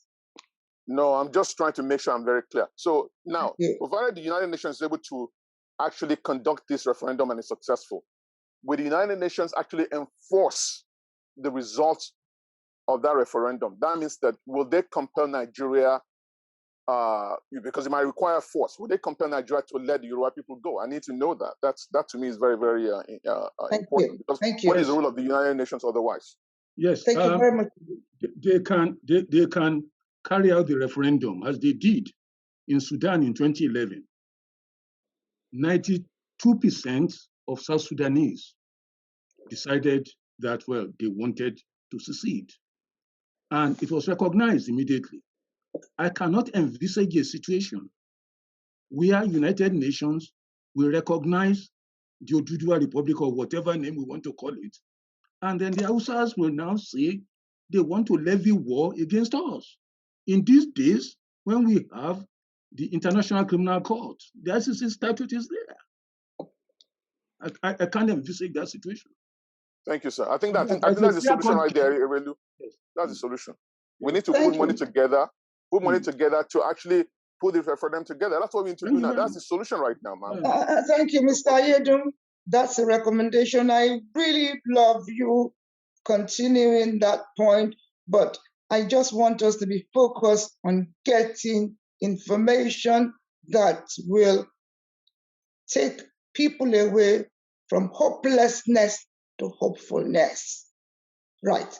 Let me go straight on. Anybody else who may have comments or question, you may raise your hand. Oh, thank you very much. There's somebody, Ati Johnson. Okay, Mrs. Ati Johnson, over to you. Thank you, Erelu, and thank you to all the speakers. Erelu, you alluded to the problem of the behavior of our people. Even when if and when we create a Yoruba nation, how are we going to resolve the behavior that our people continue to exhibit everywhere we are, where we act lawlessly all the time? Thank you very much. I think I would invite comments from, let's see, I think I'll go to Dr. Fakbomuda. Thank you very much, Mr. Ati Johnson. It is just unbearable to see the level of hatred being basically exhibited against those who choose not to follow you. So you want to do a republic? Tough. If I don't want it, I don't want it. We have to resolve it somehow. Don't bully me. Don't go and tell me you do I be a republic? That kind of rubbish, nonsense. So, Alagbafa Pomda, you are there. Nonsense, please. And that is to threaten people. We don't use juju. I will use juju. We amfi ogun. Kama fi ni àwọn èèyàn lọ́ra. We don't use ogun to be threatening people. It's a common sense thing. Ogun cannot take us through self-determination. If Ogun could have done so, all the people that were kept under somewhere in Soka, what happened to them? Please, Alagbafa, I'm putting the question to you because out of those of us on this platform, I think you are there on ground in Nigeria. And also I will expect comment from Professor Ifagbemi Awamaridi, all these threats of violence and that we cannot even quantify. Please help us to explain why is that necessary? What can we do? Is that what is going to take us to the promised land? We have to exercise a level of maturity. Many of our compatriots, especially those overseas, they are pained beyond understanding. I can imagine somebody staying in a room in New York or in New Jersey to pay bills when they could be having a better job in Nigeria. I can understand the pain. They express it in with so much anger that we who are in Nigeria, we just have to be sympathetic and understand. But the main important thing is that there's a vacuum of leadership in the Yoruba society. There's a big vacuum, and we are working. I'm personally working on it, and I'm promoting it, and I'm getting it to success. We need a body that can really show hope, that can give direction, that can assure people that something is being done. We are used to not having our prayers answered to at all. So the pain is too much. If we succeed. So the solution is what I want you to focus upon, please. The solution is that in a short while, and you are aware, I don't need to say publicly, we are trying to organize, to have a centralized platform. Whether we like it or not, Afenifere is the grandfather of all bodies that we have in Yoruba land. People are now children of Afenifere, people are now grandchildren of Afenifere. In terms of bodies, we have to organize ourselves and come home. Once we have a central platform, people know that action is being taken. The question you asked earlier on, how long? If we do nothing, it will last forever. We will remain in bondage. We have to say no, and we have to have focus on timing. Those things can be, somebody has to make a call, a query call. I'm going to stop you, Professor Fakonda. I have people in the Zoom area. I do want to make sure people who are not my guest speakers speak. So, 1 minute to round up. Okay, so let's pray that in a short while, the plans we are incubating will come to fruition. For us to have a central platform that everybody will know that something is happening with timelines. People will not be so angry anymore. Thank you very much indeed. And again, it's the same thing I get with Yoruba people. Maybe I am too direct. The most important thing is, it has started. Please stop telling yourself lies that Yoruba nation is going to happen tomorrow. Stop that nonsense. Let us be clear. Let us be clear. Let us go and stop that nonsense that is going to happen tomorrow, or it's going to happen because we've already got something. Over to you, Professor Ifademiawa Maridi. This behavior, how do we progress that? Yeah, Erelu, thank you very much. What the last speaker said will just make me to remember what I should do. Let me commiserate condolence. Let me commiserate with the wife of Yinka Odumaki. He's a good friend of mine, Afenifere, and even the wife, Jo, has been with us in the struggle since the 80s. Let me just say that. Now, the issue of aggression, bullying by people, if we go back into the history of the Yorubas, it was not like that. This issue seems to be created.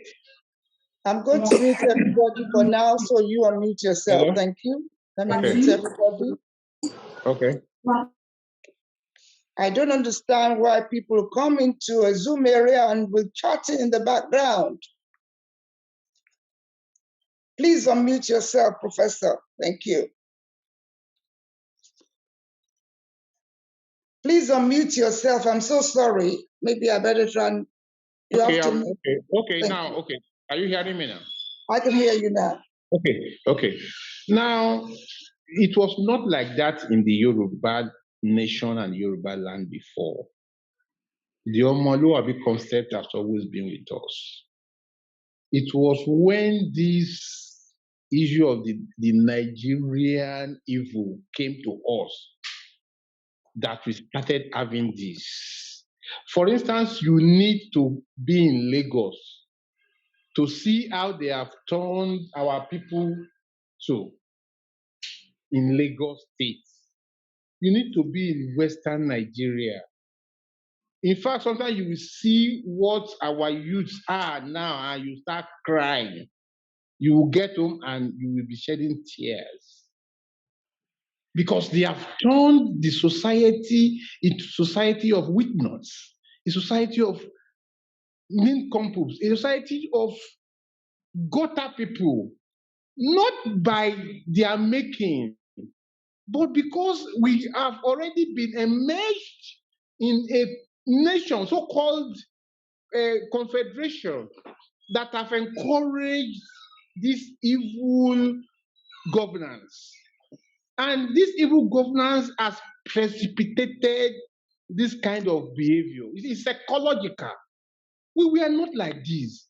That is why, but if we maintain our autonomy, I'm not talking of our own belief is not referendum. We are already autonomous, and we are already pursuing our case in the ICC.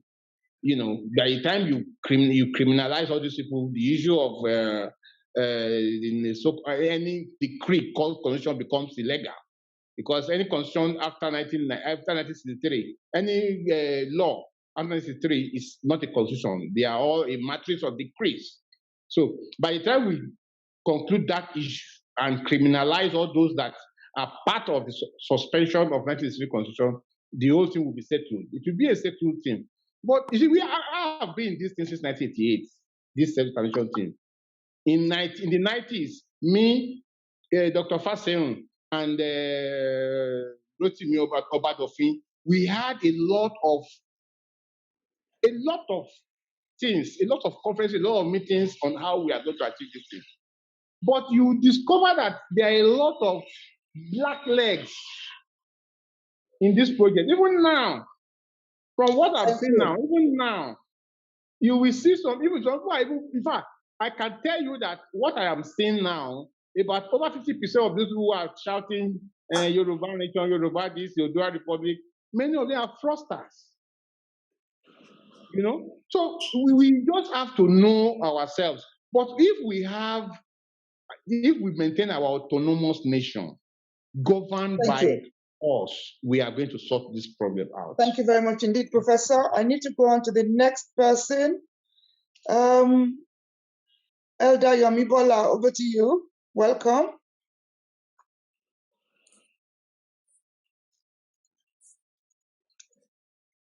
Thank you, Erilu, for the invitation extended to me.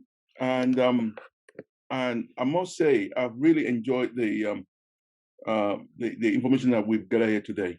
But my question specifically is for Professor Ifagbemi. We learn in this country, I'm speaking from UK, by the way, that Afenifere is hungry, is in favor of rewriting the constitution, and you already stated that quite clearly today. However, have you engaged any of our legislators, any of the senators, any of our MPs, any of our governors? Because I have not seen a single elected person coming out and declaring their support for constitutional change in Nigeria. They're all for status quo. And I just want to ask you directly, how can we go about achieving a Yoruba nation if the people that Yorubas have elected as their leaders are not in sync with them? Thank you very much indeed. The question I will actually suggest the question goes to the two guest speakers located in Nigeria. The question is this: we want change. Who are the we? There's another question available about who are the we. The Yorubas, quote, say they want change. Now, the question is this: are the legislators, are the governors of the state, the legislators both at the federal and state level, are they in favor of this proposed change for the Yoruba people? Over to you, Professor Awamaridi. Then please, Alagba Fakunda, Dr. Fakunda, please get ready. Few minutes. Yeah. I don't want long answers, please. Thank you. Yeah. Thank you very much. You see, from what we know here, apart from being a Yoruba activist, I'm also a political activist here. And I know everybody. We know ourselves. Most of the people who are elected into governance, most of them are collaborators with the enemies of the Yoruba people. So my data, I won't take it to work. Confident. I've muted everybody. Unmute yourself, please. Professor, unmute yourself. Okay, now. Okay. Thank you. Okay. Yes. Okay. So I'm used to all of them. Most of them are collaborators and conspirators with the enemies of the Yoruba people, because most of them are in tandem with the evils that are done against the Yorubas, because they are benefiting from the evil. So they don't even want the system to be different.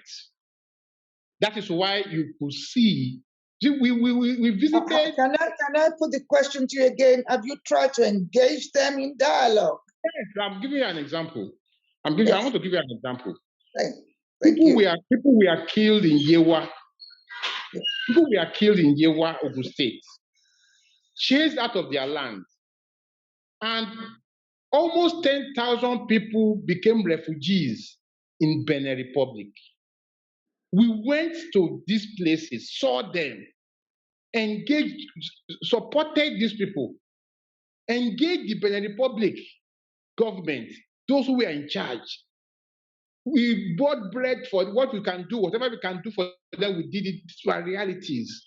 And at this kind of situation, the people who were elected, the governor was saying that these people, this thing did not happen, that these people were not Nigerians.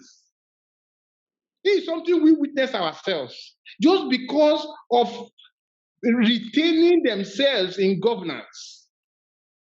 So we have discovered that many of them are not working for the interests of the Yoruba people. Some of them are just working for their own personal interest, either to become governor again, to become president again, and whatever. You could see what Akredo is from my state. I'm from Ondo State. Akredo initially was grandstanding, but after some time he changed. Simply because Fayemi told him not to change his stand. We know these things. So are these the kind of people that wants to talk for the Yoruba people? These people came there by fraud. They become governors by fraud. They become senators by fraud. They become whatever they do by. So they are not in the interest of the Yoruba nation. Can I stop you there, please? Yeah. Thank you for your answer to that question. I want to Can I collaborate? Can I contribute? I will invite you when I am ready to invite you. Please, Dr. Fakunda. Well, you mentioned my name before. You said you stand by. I will invite you when I'm ready to invite you, Dr. Fakunda. I'm still addressing. Yes, thank you. May I go to the question, the issue you have raised? You mentioned Lagos in particular. Is it only Yorubas that cannot engage the politicians? I only want yes or no. Dr. No, that is Alagba Ifagbemi. Is it Okay. only, I only want yes or no. Is it Yeah. only Yorubas that cannot engage politicians in Lagos? No, it's not only Yorubas. Thank you. That's all. Thank you very much indeed. Yeah. Then I go to Dr. Vakonda. Okay. Personally, I've engaged under the voice of reason. I can mention names. I engaged Professor Sola Adeyeye, who was in the Senate before he lost last time. They don't see anything wrong with the present system. Secondly, as a member of the Eminent Elders Forum, we went to the Senate about 3 weeks ago. We made the presentation to them. They just listened carefully. They did not express an opinion. Thirdly, the present leader of APC in the Senate was my colleague when I was in service. We were both directors. I reached out to him. You are the leader of APC in the Senate. You are from Kebbi State. Can we have an under-the-table discussion of the leaders of this? He also was not responsive. So, and all of them in Abuja, I'm in touch with several of them. What is the final solution? In the 60s, there was Operation Wet. You have to enforce your will at the people. In South Africa, there was necklace treatment for collaborators with the existing order. I mentioned in my speech today that the elites across the board, they are busy eating on the table the crude oil, and they can never see the pains. So when people suffer enough, when fuel becomes 250 naira or 300, when dollar becomes 500 and above, then people will rise and defend themselves. That's the solution. Thank you. So you are saying that you have successfully engaged the political leaders and they gave you audience. They did not express an opinion. I'm going to put a supplementary question to you. How did you manage that? Is it because you were a retired civil servant? How did you manage that? Because most people tell me they can't. Well, I've been interested in this matter for long, and I've been networking. Yes. Being a member of the Eminent Elders Forum, we're about 350 across Nigeria. I became the secretary of the steering committee. I drafted all the documents. Senator Mantu is the chairman. All the big people in Nigeria are in that group. So we were able to reach access to the Senate. But even then, they were not responsive. Okay, thank you very much. Senator Yaya Abdullahi, we are colleagues together, so I still talk to him. But it's Hausa, not even Fulani. But me, I'm Yoruba. And I just show my influence and I can report authoritatively. Thank you very much indeed. Let me go back to Elder Yomibola, who actually asked the question. Any supplementary questions from you? Well, Erelu, there's no supplementary question apart from the fact that what Dr. Fagbonga stated now, I was not surprised by that, which lead me to the next segment, and that is, if the so-called elected legislature are not listening to the will of the people, why can't the grassroots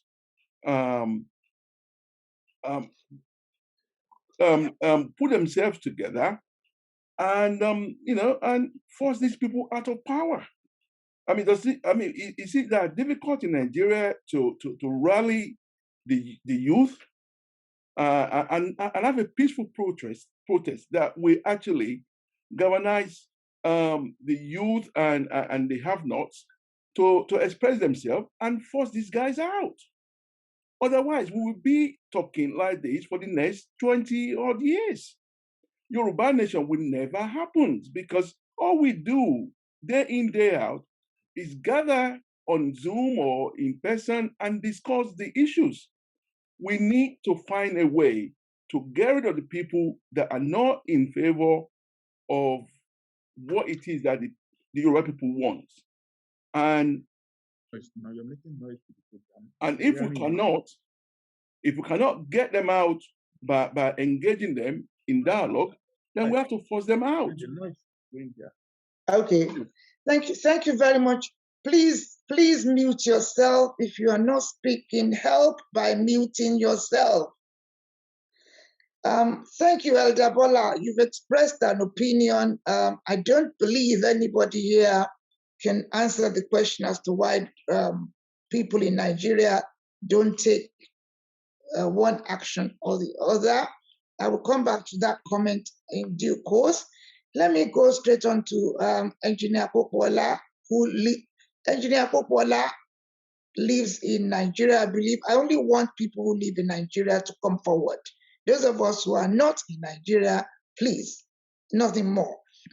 Please, Engineer Popola, are you in Nigeria and where?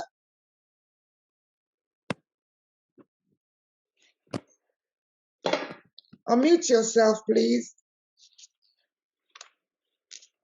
Unmute yourself, please. We are not lucky.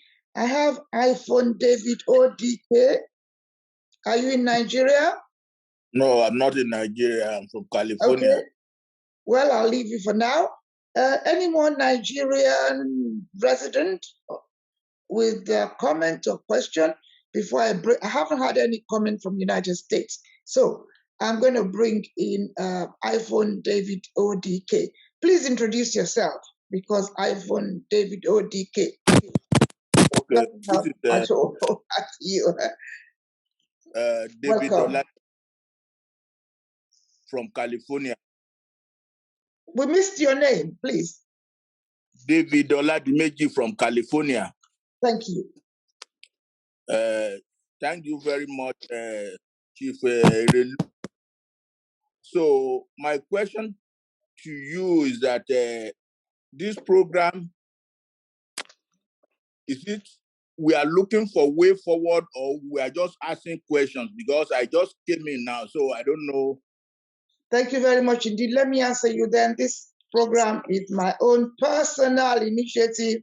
I am a politician in the UK. I have been for many, many years. It's my business to use my time and my energy to put in place something I believe will enable understanding. Because I am of the opinion that misunderstanding is the basic line for what we Yorubas are going through. So it's a platform to educate. I am not one of those who want to be carrying placard. No. I really put this program on. Come to this program. If you can share your knowledge, you're welcome as a speaker. If you can come and learn, welcome. Nothing more. Not an organization. Oh, okay. Thank you very much. So my own opinion is that we need prayers. I think prayer solves all problems. And we need to unite our people. So to educate our people, this is what is going on. This is what is going on with the Western people, so that when we unite together, I think we can get a way forward. That's my own opinion. Thank you. Thank you very much indeed. Somebody just sent a message. Oh, Erelu, what a pity you are not with us. Look, I don't even have a voting right in Nigeria. Please, with you for what? I do not have a voting right in that country. No, I haven't. And why should I be with you or not with somebody else? There's another question here. We have got to work towards unity of our people.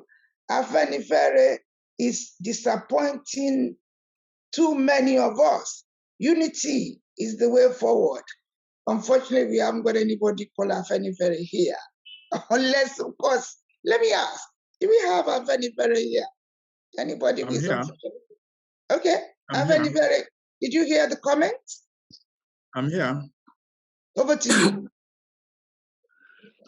the problem we have in our society, since 1961 just convention of the action group, Afenifere is Yoruba word for action group political party.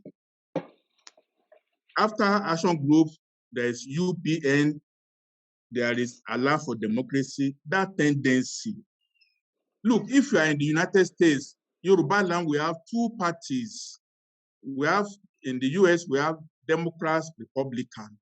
In UK, we have Labour and we have Conservative. In Yoruba, if we are on our own, we're also going to have two parties. There is the Awolowo tendency, Afenifere. Then there are the others who form another group too. So there is no, Afenifere have been playing a little back-end role in recent years. It's because Tinubu led us astray. Tinubu sponsored, Tinubu was sponsored the governor of Lagos State, but he deviated. Can I put a point, please? Can I put a point of order?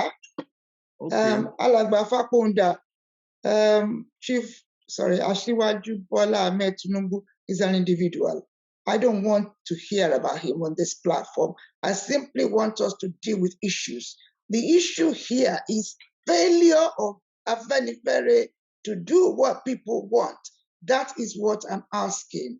Afenifere is coming back in full force. There's not been the change of guard. It's being reorganized.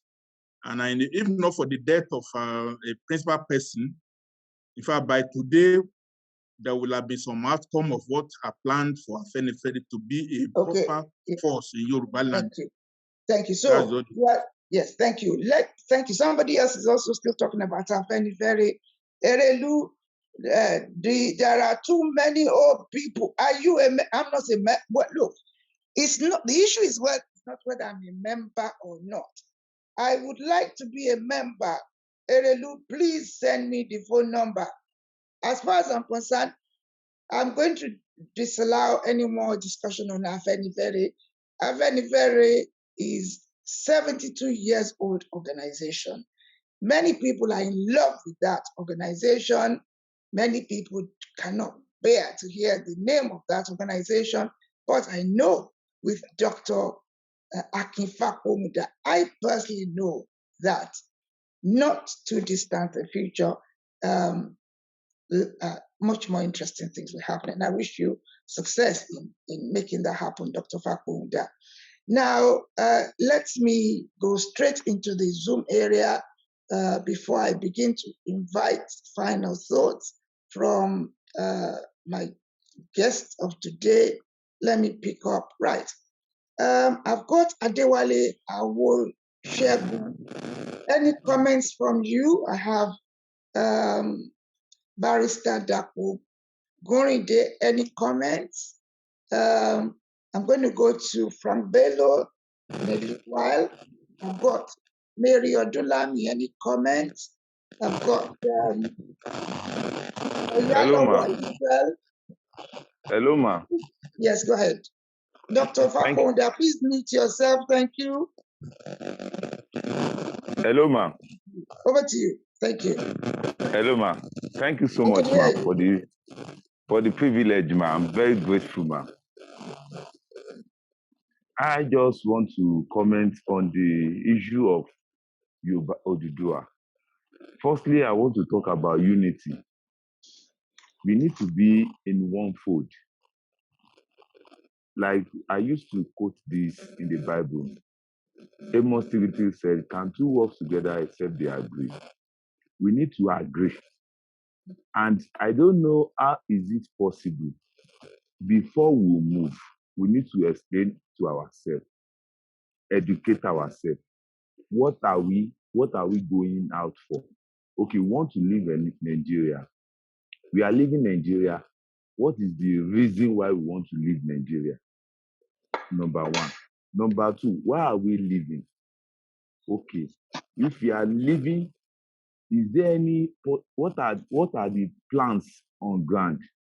Because we need to explain this, because some people does not know the reason why Odudua want to stand on their own. I agree with you. I need to stop you due to due to time constraints. Okay, We are coming to the end of this session of Agbakoni Tonile Odua.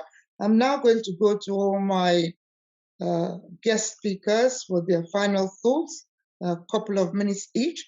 But before I do that, let me go to Liberty Media Communications. Let me bring in Frank Bello, and he has a room out there full of people, hopefully sending in feedbacks. Over to you, Mr. Frank Bello. Thank you for joining me. Thank you very much indeed. I first of all acknowledge the fact that you've got somebody on this Zoom that I haven't seen since the early 80s. Oh, who is that? Wonderful. I haven't seen since the early 80s. On this. Okay. Taiwo Ayedun is in the Zoom. Okay.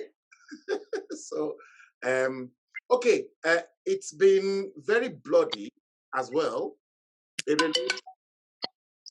From all my listeners across the whole world, as you can appreciate. Please unmute yourself again, Mr. Bello, because I had to mute everybody. Too much noise. Over to you, Mr. Bello. Please unmute yourself. Okay, I've done that. Yes, thank you. Yes, I've got loads and loads and tons. Please go through them for us, please. Yes, Ola Tubosun Salako said, by the way, I am enjoying this man, referring to you. I'm taking it from the bottom. And Koiki equally just posted to say that he's enjoying the show as well from wherever he's watching the stream. Not just Yoruba people that are watching the stream, guys. By the way, we've got people across the whole world, Indonesia, China, America, all sorts. This one, the latest one that came in now, let me post it. I'm going to post everything on the screen. Just read out due to time constraints. Thank you. Not going back, Yoruba nation now, suffering and smiling too much. And I'm going to go through, I'm going to skip a few others. This one, Sunday Clement, what solution do people have to the killing of innocent people? And you've actually got a new subscriber, Erelu, on the show from Liberty Media Communications, a lawyer like yourself. Esther Adetong Ewetuga said, Erelu has not been fair in this discussion at all. I'm sorry to say. Maybe the way you've been talking. You know, I never listen to such nonsense. You know me very well. Please proceed. Yeah, but then you had other good Please, thank you. Please proceed. Yeah, you had other good comments from her. Thank you. She really commended you, but I think she expressed her thoughts on that particular one. Now, here, I'm skipping through everything. Yoruba have the rights to self-determination to leave Nigeria now. Nigeria had expired 6 years ago, so we are living on an expired country. The fraudulent constitution is void. So what are we talking about? To stay in Nigeria fits the Fulani agenda. I think it's a very long comment. I'm not going to go through the remaining bits and pieces. James Coker said Yoruba nation now. And then here, Peter Idahosa said the problem of this English is very good. The problem is that all this English is very good, but you must understand that the people you are dealing with are Homo sapiens from 2nd century, they don't understand grammars. I've just edited that online, obviously, because that's not the way he put this. But I used my skills to put that across to people online. James Coker, again, one of your avid. Yesterday youth's episode was wasted. The old people with wisdom see that every regions need to go back. No Nigeria. Let me go back to the top again, because we've got loads and tons of comments from everyone. Let me see this one. Simon O. Adebisi, looted and relooted Yoruba land. So says Simon. I don't really know where Simon is stream from. Yeah, I need to take this one. Bibire, she's been Bibire Olori Peter. She's someone I cherished so much, and we fought during the 2019 general election, to which I said they shouldn't vote Buhari back into power. Bibire Olori Peter Price. Olori Peter said all criminals who had been in control of the area 419, past and present, should sued to the court for treasonable felony, for conspiracy to mess up the 1963 Constitution, which put us into this condition till date. I think she's responding based on what Dr. Salako was saying. Erilu, I'll hand over the mic over back to you. There are other comments from Indonesia, from Norway, from China, from others, but I'll hand the mic over back to you. And there are other new comments coming below underneath that. Thank you. You know, I was talking to somebody earlier on this afternoon. I said, I got involved in freedom fighting at the age of 7 because my maternal grandmother was a lioness. I used to go to meetings with her. I come from a very political background. So from age 7, my grandmother used to talk to me as she was dressing. She would say, Ajum, meeting tan lọ yẹn, you know, táwọn kan bá ti ṣe ohun tí n bá dúró lé lórí ni máa dúró lé lórí. She used to say, as I'm going to that meeting, I am very clear. And I used to say, Mama, kí ló dé? And my time, àkókò mi tèmi ni tó bá wùn mí ni mo lè fi ṣe. Kò sẹ́ni tó rán mi níṣẹ́. I can still see my maternal grandmother. So I have been at the forefront of this for some time. You know why? Because you come to this world with a placenta, all of us. This placenta left. I am not accountable to anybody with what I do with my time. And my late father, who like Abafemi Awolowo, arrived in United Kingdom in the 50s, would say, time is money. Use your time as it will bring you remuneration. And so if I sit here my own time, my own space, what I expect is to be useful to some, to be not so useful to those who receives it. I say thank you very much for your comments. Let me go straight on to the final few minutes of today. I have enjoyed it. What's been the reason for gathering today? Violence, bullying, intertribal conflicts in order for us, the Yorubas, to achieve what is our basic human right. We don't need any excuse. I don't need to say Fulani is hunting after me before I get out. No. There is no reason why we must give excuse to get out. And I have been at the forefront of these Odua Republic for quite some time. Let me say 2009. And thank you to those of us who worked together when it was not popular. I remember dragging the people of Ubuluku to Ben TV to say they are descendants of Ududua. And I declared Nigeria was a project. And people thought something was wrong. Some of us have been around for some time, and we intend to remain, you know. May the soul of dear Nka Odumake rest in perfect peace. I intend to live beyond 115. My heart goes out to his father. I understand 115, and of course, the mother I understand is 98, and of course, the soulmate that he has unfortunately left behind. It says, "Ṣé yóò ṣe ọ̀rẹ́ mi ọjọ́ ń lọ ayé ilé? Ṣé yóò ṣe ọ̀rẹ́ mi ọjọ́ ń lọ èyí tó bá ṣe là ó ròyìn Àjíhùn? Ṣé yóò ṣe ọ̀rẹ́ mi ọjọ́ ń lọ Èrèlú? Ṣé yóò ṣe ọ̀rẹ́ mi ọjọ́ ń lọ èyí tó bá ṣe là ó ròyìn?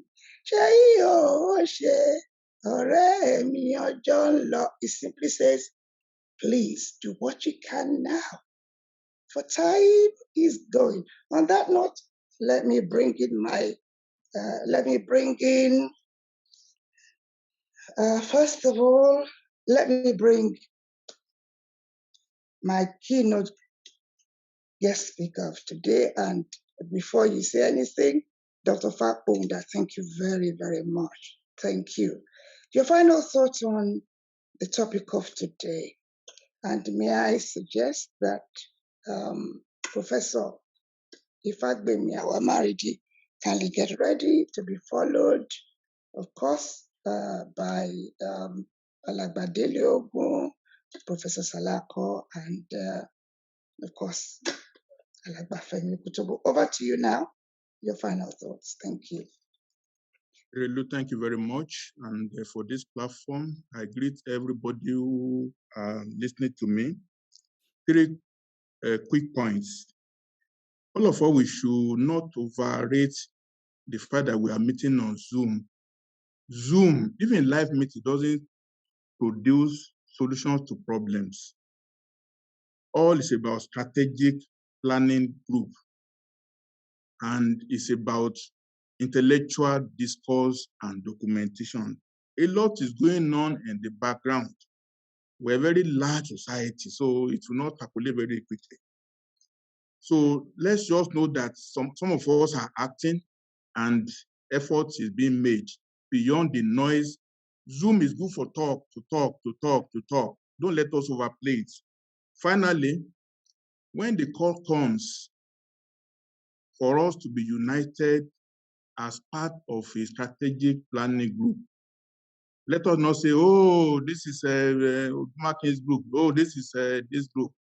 We have to leave all these together behind and now face the threat that we have that is common. Every tendency should come together. When we win, eventually, we might still go to our various camps.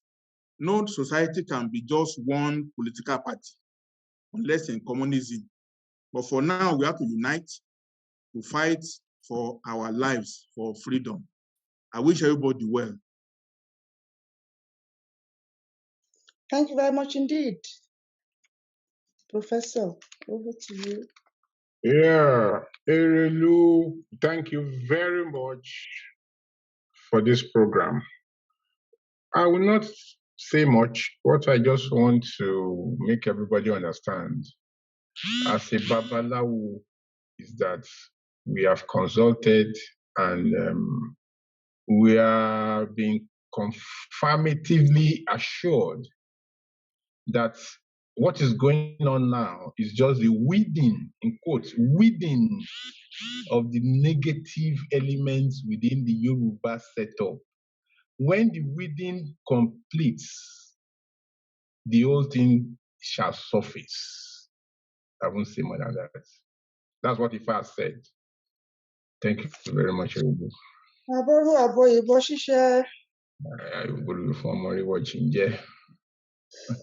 Ẹ jẹ́ ká tẹ̀síwájú next. Thank you very much for joining me today. It's been a pleasure. Over to you.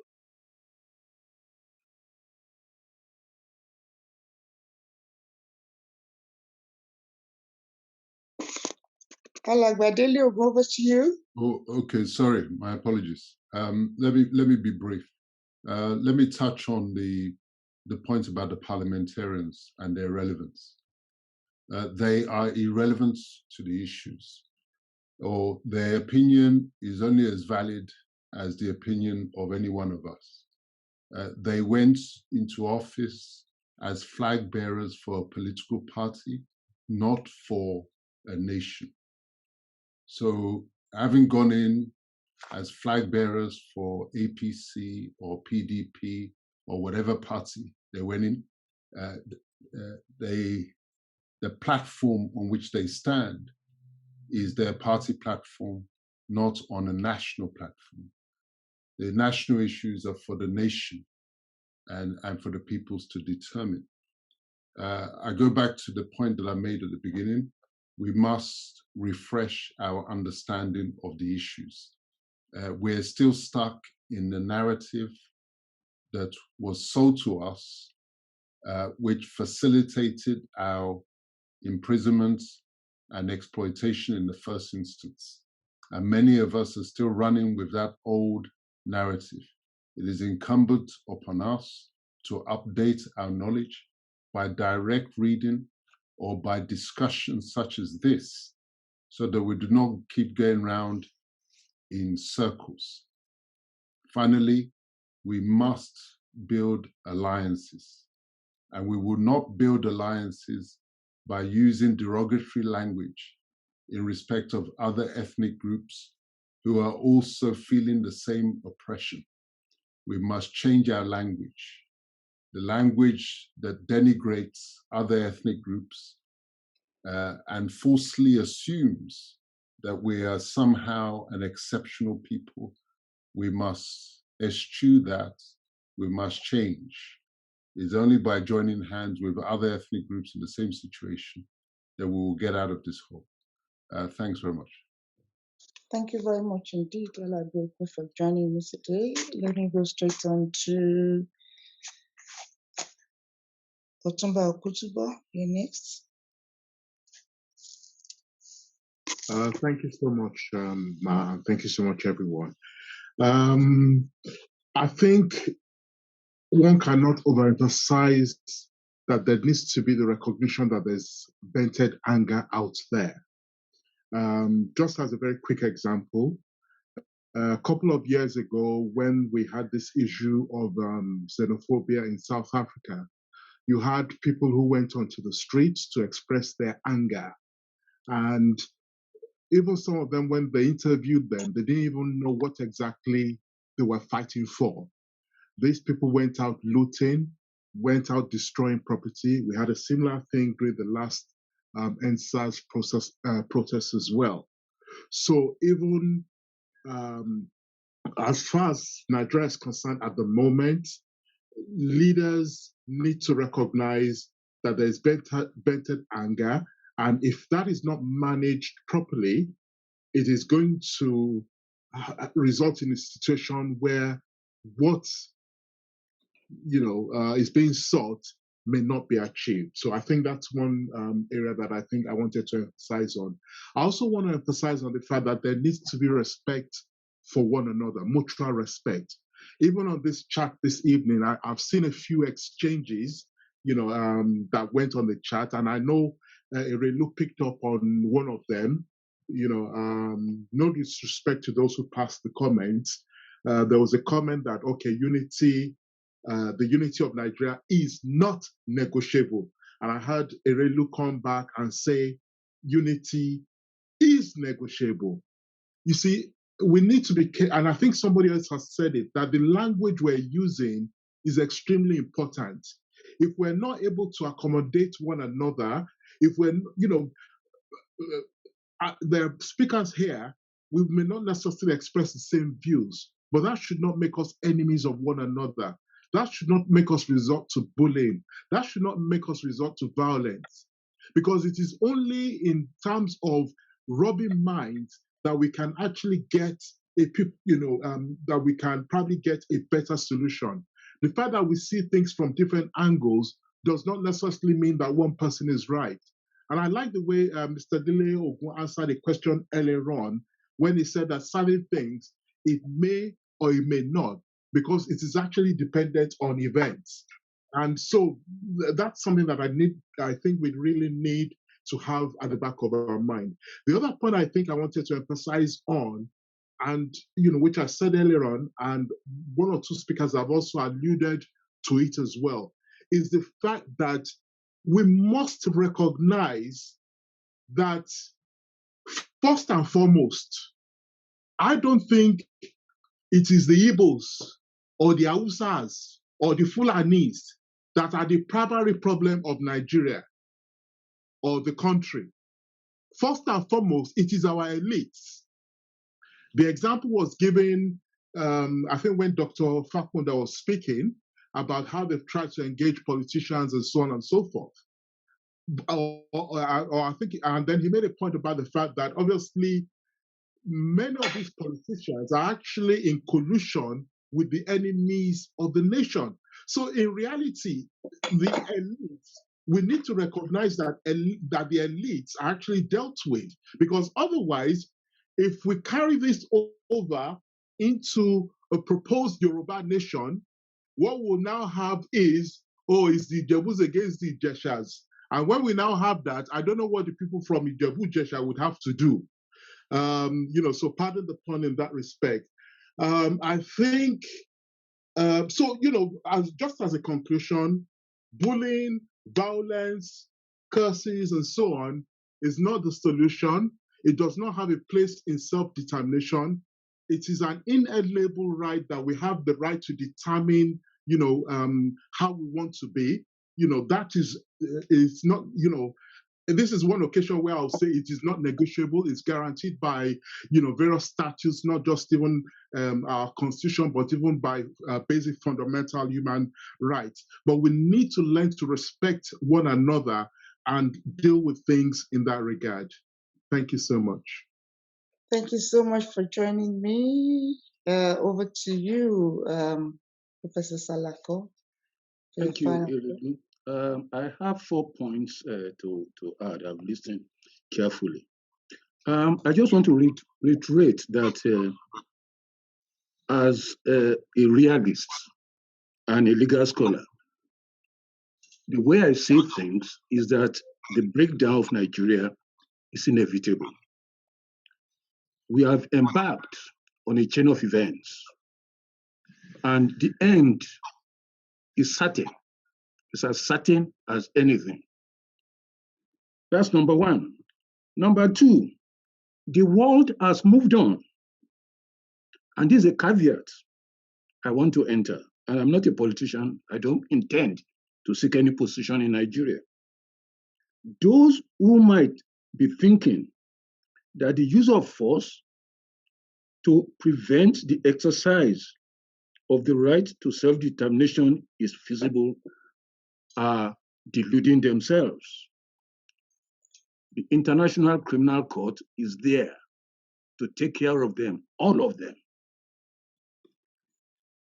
The third point I want to make is that there's a question that a gentleman was trying to ask, but one way or the other, he was either not allowed to ask the question properly or the right answer was not given. Now, the way I see it is the question is not whether legislators and governors want self-determination. The question is whether the Yorubas as a people want to exercise their right to self-determination. If the consensus is there, no legislator, no governor, no military leader can stop that. Let us learn from the failure of communism in the former USSR. When it comes to a stage, all the units will just fall apart. Every individual nation will start declaring their own independence, and they will be recognized. And to round up, to use the matrimonial metaphor, Nigeria is a commonwealth or union of nations. And like a marriage, the union of marriage has irretrievably broken down. There is no way by which we can salvage it. And I end up as a Christian, I think we've reached the stage to your tents, O Israel. We are going to pull apart. The question is when. I'm sure of that. Thank you very much, Erelu. Thank you very much indeed for your contribution today. Let me go straight to the chat room before my final thoughts on this matter. Okay. Let's see what we've got here. Someone says, thank you so much, Dr. Fakponda. It will be it's been my great pleasure. The other one says, beautiful presentation, Dr. Self-determination can't be achieved without war. Thank you. Another one says, thanks, sir. Another one says, we can hear you. Another one says, it will be my great pleasure for the presentation, a copy. The other one goes, will the ICC use force to enforce the verdict and bring Nigeria in compliance? Mr. Okutubo, can you hold on to that question for me, please? Will the ICC use force to enforce the verdict? Thank you, Erelu, for organizing this enlightening session, and thank to the speakers. Good evening. Please, I want to know what is this program standing for, and what do we want to achieve from this program? I mean, what is this program projecting out to we, the young generation? I wish I could just direct points. What message are we to obtain from this program?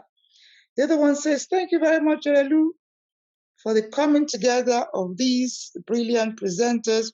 My question, how can we quickly bring to an end the ongoing dangerous trends whereby some of our traditional institutions, KBACs, are being insulted and rubbished as reactions to certain comments by them, our royal fathers? Please hold that question for me too. Nigeria unity is not negotiable as said by our leaders. On this note, we should look towards eliminating the bad eggs in government by ensuring we block the old politicians out from the system and bring in young generation leaders to power. So to do that, APC and PDP should be voted against, and the Nigerian citizens, home and diaspora youth students, including mothers and fathers, will be supported by joining hands to achieve Operation Youth Takeover Leadership. Erelu Tuashe, please put it in heart. There will be nothing like Yoruba Nation or Igbo Biafra Nigeria or Igbo Biafra. Nigeria will never break as long as we Nigerian youths is concerned. Nigerian unity is not negotiable, so let's please stop talking about breaking. But we should focus on bringing our nation back to track for greatness. Unity is negotiable in Nigeria. I stand against the breakup of Nigeria, and I will stand against it. Nigeria unity is not negotiable. I have to rest my case on this, and I would like to dissociate myself. Taiwo, please don't send, I think this is very precise to someone else, and I'm not going to read that. Right, we understand that that's not yours. I think some kind of backwards and forwards there. To say that Nigeria's continuity is not negotiable is out of place.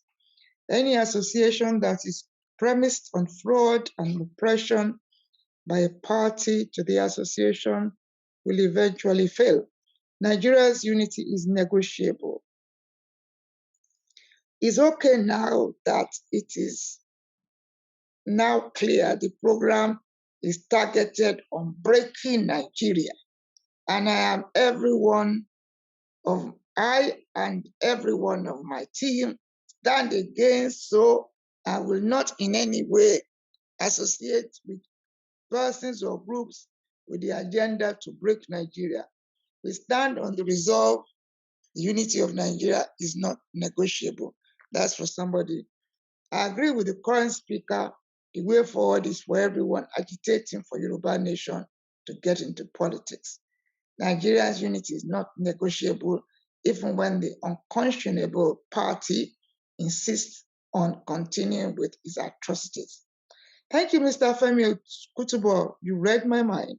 Bravo! We need to reject and purge out the elites. Otherwise, we do not have any peace, regardless of the country we live in.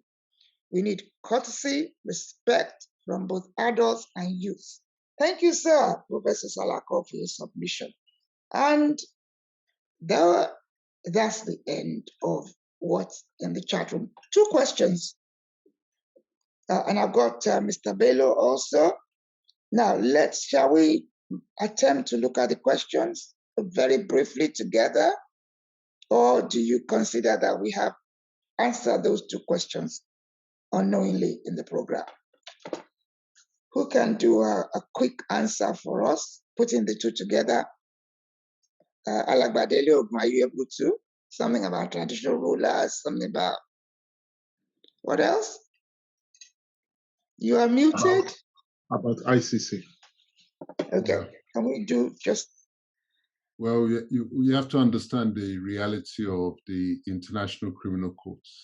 It is first and foremost a political organization, and not so much a juristic organization. It really does depend on the politics that shapes their actions. As regards the traditional rulers, it is, I'm afraid for them, office carries responsibility. And it is for them to rise to their responsibility. Otherwise, the people have every right to say that they are not representing their interests. And traditional rulers have to decide on whose side they wish to stand, either with their people or against their people. But my central point in relation to the traditional rulers is that it is not solely a matter of privileges and indulgences. It is also a matter of responsibility. And if they want to enjoy the privileges of the office, they must rise to the responsibilities of that office. The 2 go together. Thank you very much indeed. Mr. Bello, I can see your hand up. Yes, indeed, Erelu. My question is to Professor Salako,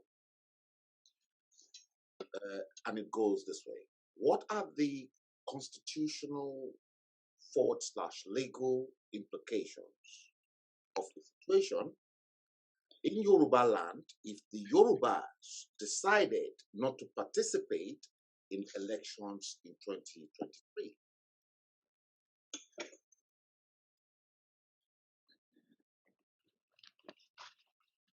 Well, to start with, I don't think the Yorubas will decide not to participate. So the question, therefore, is hypothetical. You see, what I heard is different.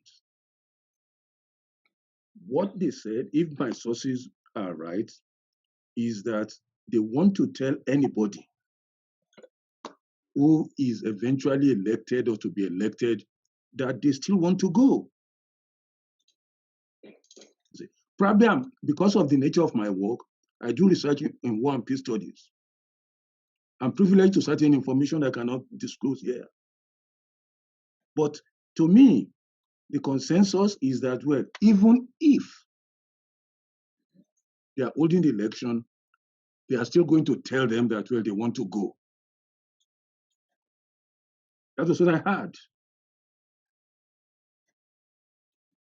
So they are not pulling out of the election. Thank you. I can see somebody called Toba Building Community Together. Over to you.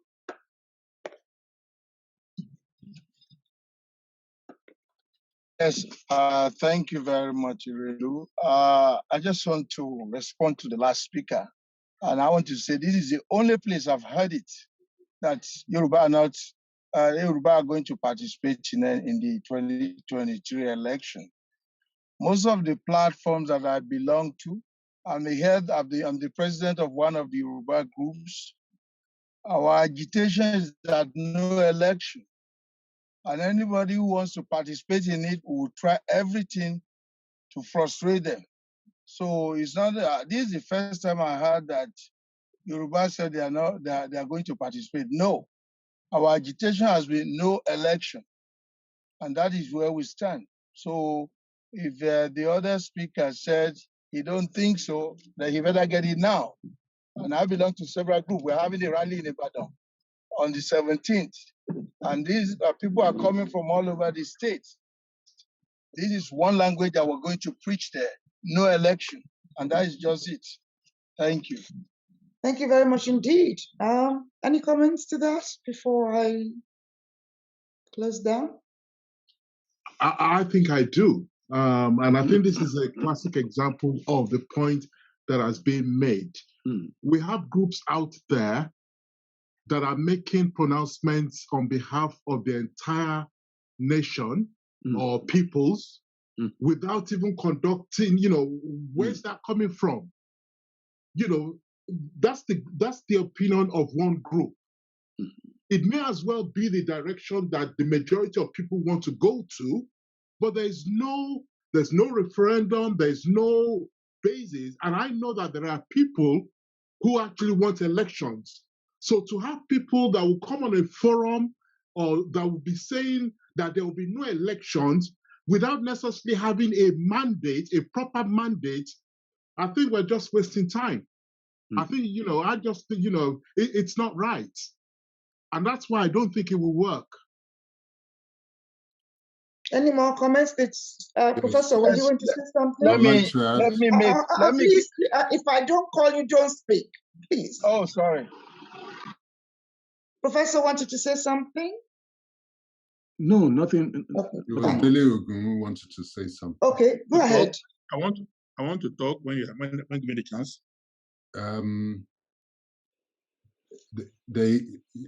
On all issues, there's always more than one opinion. There are those who want to participate. They will make their own decisions. There are those who do not wish to participate. They will make their own decision. No one group, the participation group, cannot speak for the boycott group. The boycott group cannot speak for the participate group. It is a matter of trying to persuade one another as to what is the right course.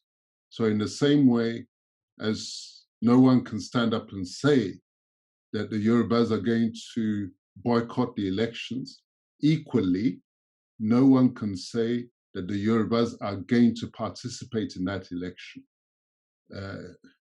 My own position is that it's in the interest of the Yoruba nation to boycott the charade of the elections.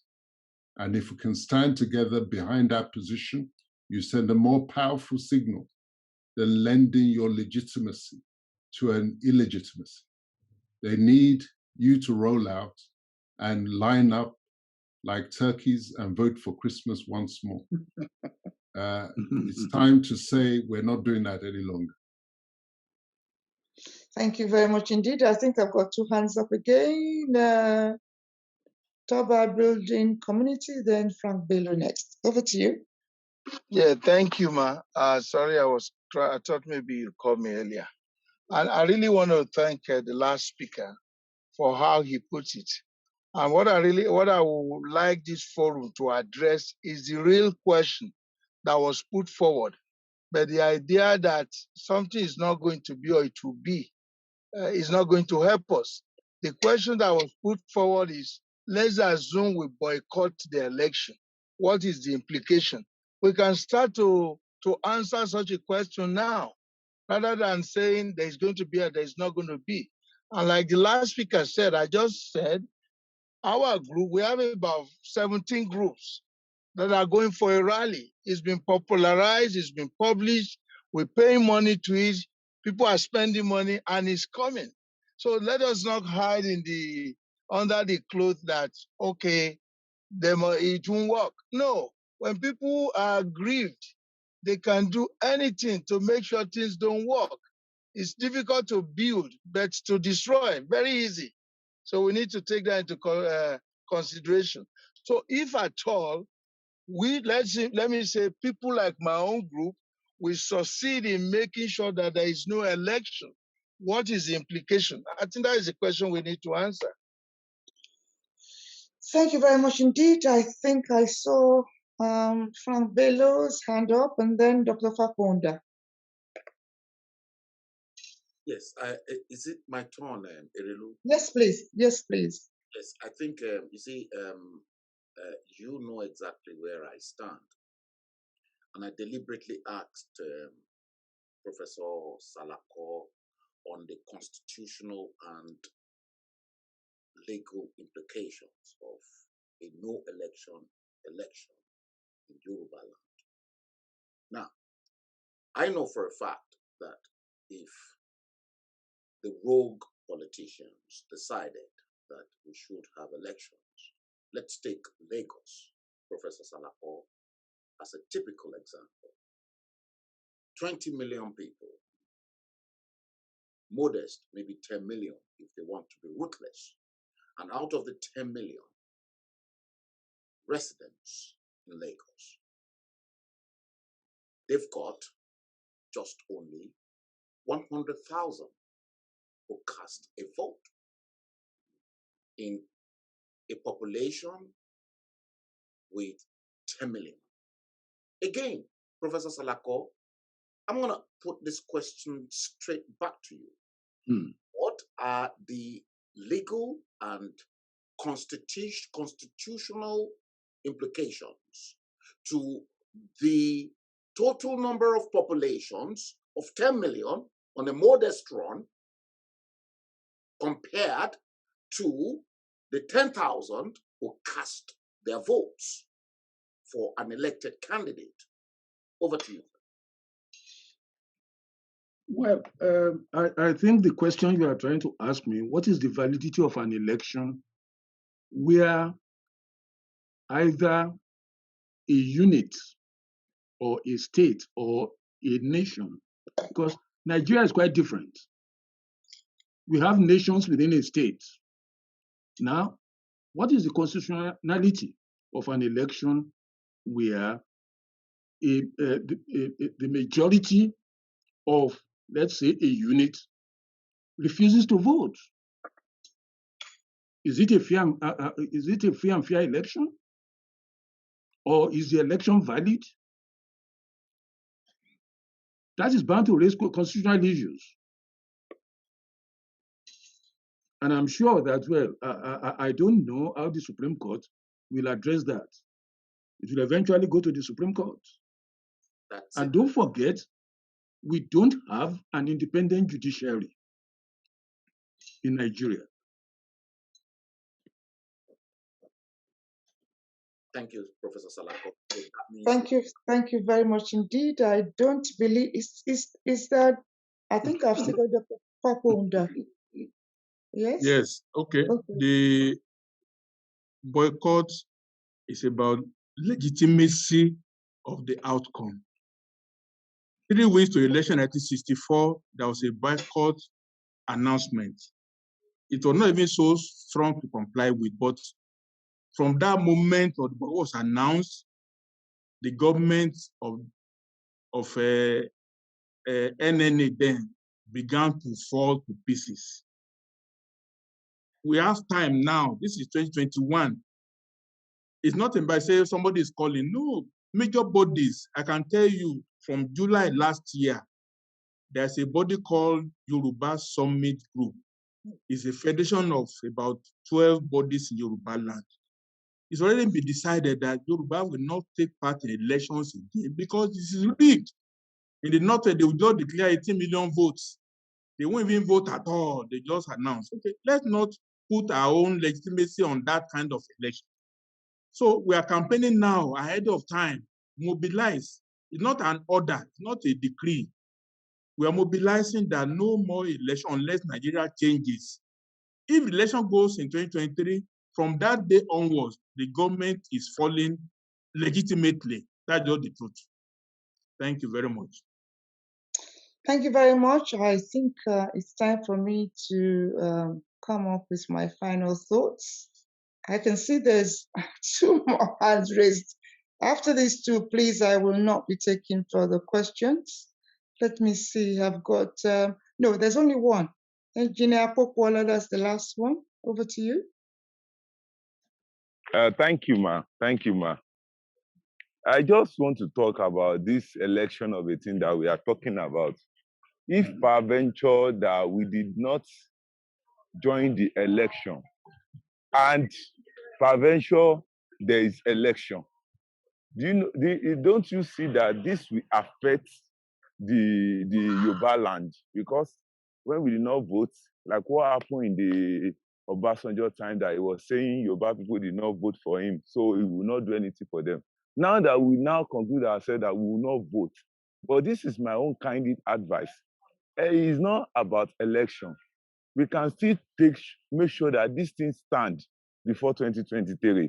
Before 2023, if this thing has occurred, at least there will not be room for election or voting for election. And you know, Yoruba, some people will go and vote, some people will not vote.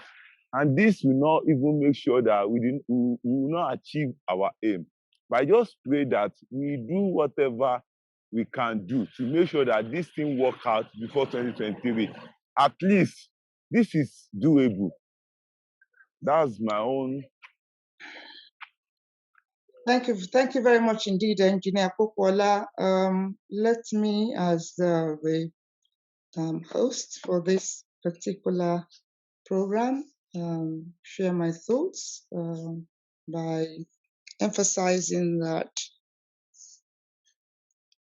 we have had many hours of listening to those who are suitably experienced and qualified to share their thoughts on a particular subject matter, which is self-determination. But with that, the question is violence, intertribal wahala, threats, and so on and so forth. Do we need that? Do we need that? I think that question has been very well answered. Let me also emphasize that this platform provides opportunity for people to do what is very important in life. You know, what I come across with Yorubas is this: they don't spend enough time thinking, not to talk about talking. You know, the best thing to spend your relationship on, the best thing to spend your relationship on, that is relating to one another, your time. You need that time. You need conversation.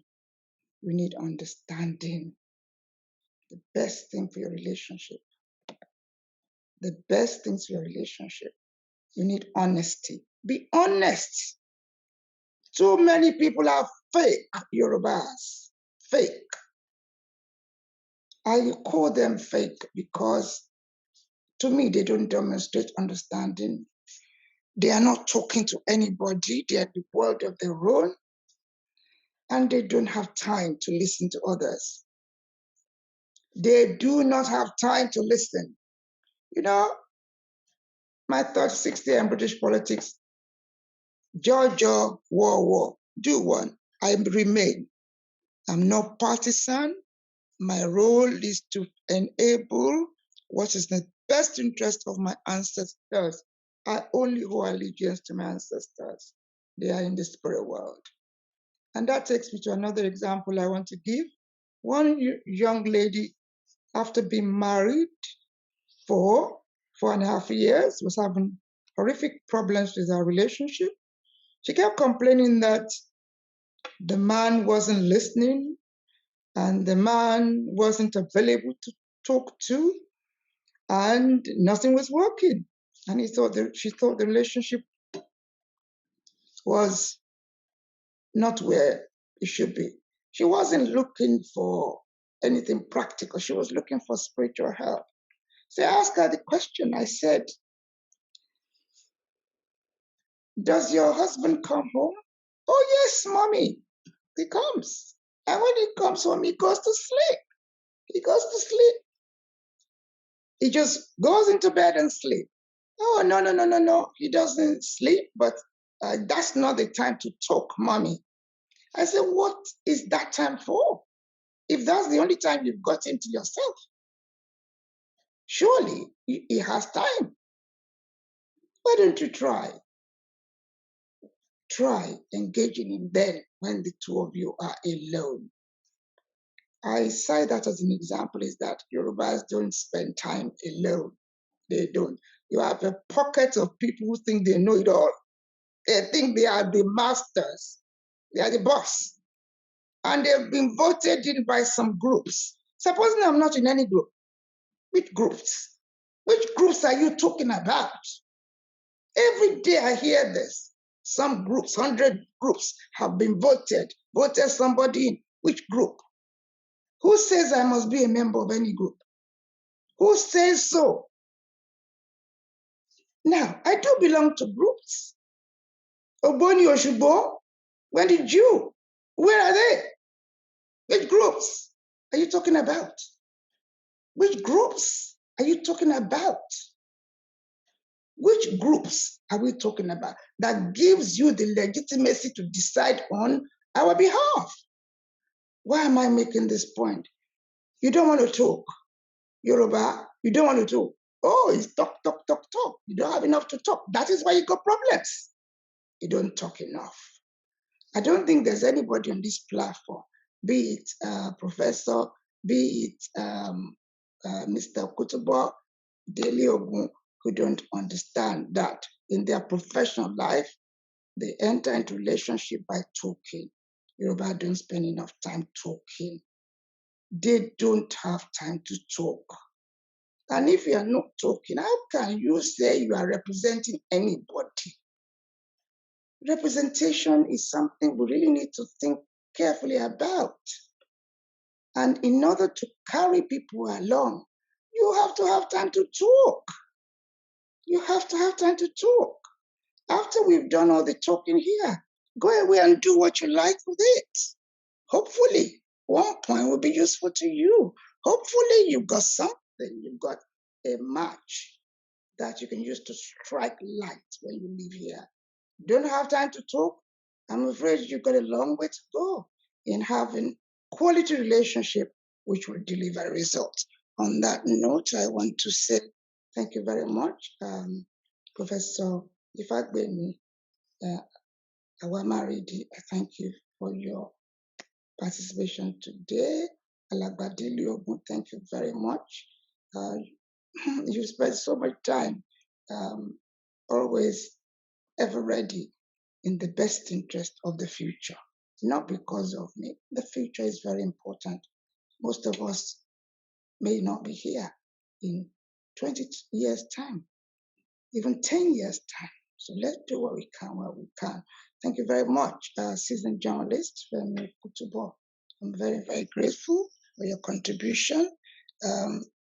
Of course, Professor, debt of gratitude for all the time and energy you invest in enabling our understanding and also holding to your promise that when it is time for Yoruba to really be on the platform to do the right thing, we need those with legal capacity. We need a legal team. I repeat, we need a legal team. The future of Yoruba is not like Yoruba Welfare Association. We need a legal team. And I want to rest my case that it's about time. There is a legal team in charge of the affairs of Yorubas in order to enable a speedier response from the authorities who have refused to answer the call of those who put them in government. We need a legal team. You cannot go and bring a hairdresser to be talking about drugs. No, we need a legal team. We need a legal team leading the agenda of our future. You know why I say that? I had the most cherished privilege in the days of Nadeko and so on and so forth. You know, let me stop here by saying, without saying too much about the Nadeko aspect, when the Constitution 1999 was ready, in London we had the Ududua movement UK, we had a few people who came on exile. When that constitution was ready and Abdul Salam was going to consult, he was very smart. He lifted a ban on politics. Those who came to UK on exile, as soon as the ban was lifted, they were on ground in Nigeria. And did they do justice to the 1999 constitution that is now palaver to us today? They didn't. It was left in the hands of Papa, who was leading the Afenifere organization. So, for goodness sake, we had no legal team. We had no legal team. You cannot continue discussing our future without having a legal team. We need a legal team who knows what it requires to get us set free. Look at what is happening with the security in the whole of Nigeria. Let's look at Yoruba land. Every day people are being killed. Every day people are being killed. The Yoruba will say, we've already driven them out. They are killing there again. They are killing. They are killing still. We have not put anything legal in place to even address the insecurity and the continued killings of human beings. I want to rest my case by saying matters regarding the future of a nation must be in the hands of those who have legal expertise. On that note, it's been a wonderful time spent with my guests, and of course, those of you who have kindly joined me in the Zoom area, and those of you who are out there, who I do hope time has been worth your while.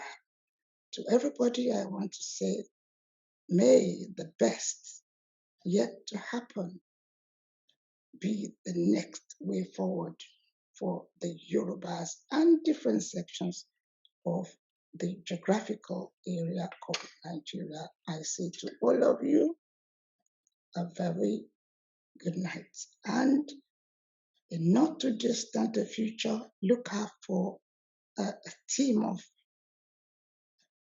legal experts who will be focusing on the 1999 Constitution, the strengths and the weaknesses. On this platform, we enable understanding, remove misunderstanding, keeping away conflicts, and where people have offended one another, let's hope they find room to forgive. For community cohesion is the only way forward. Good night. Good night, ma. Good night, Elenu. Good night. Thank you. Pleasure. God bless. Yes, ma. Good night. Yes, ma. Good night, everybody. Good night. Professor Modupe, thank you. It's been a nice time. Modupe. Good night, Elenu. Very good night to us all. Very good night. Ẹ ṣeun o. Ẹ ṣé o. Good night. Good I night, don't want everyone. to close it down. I hope we all log out. Or shall I just do the necessary end the meeting role? Good night, everybody.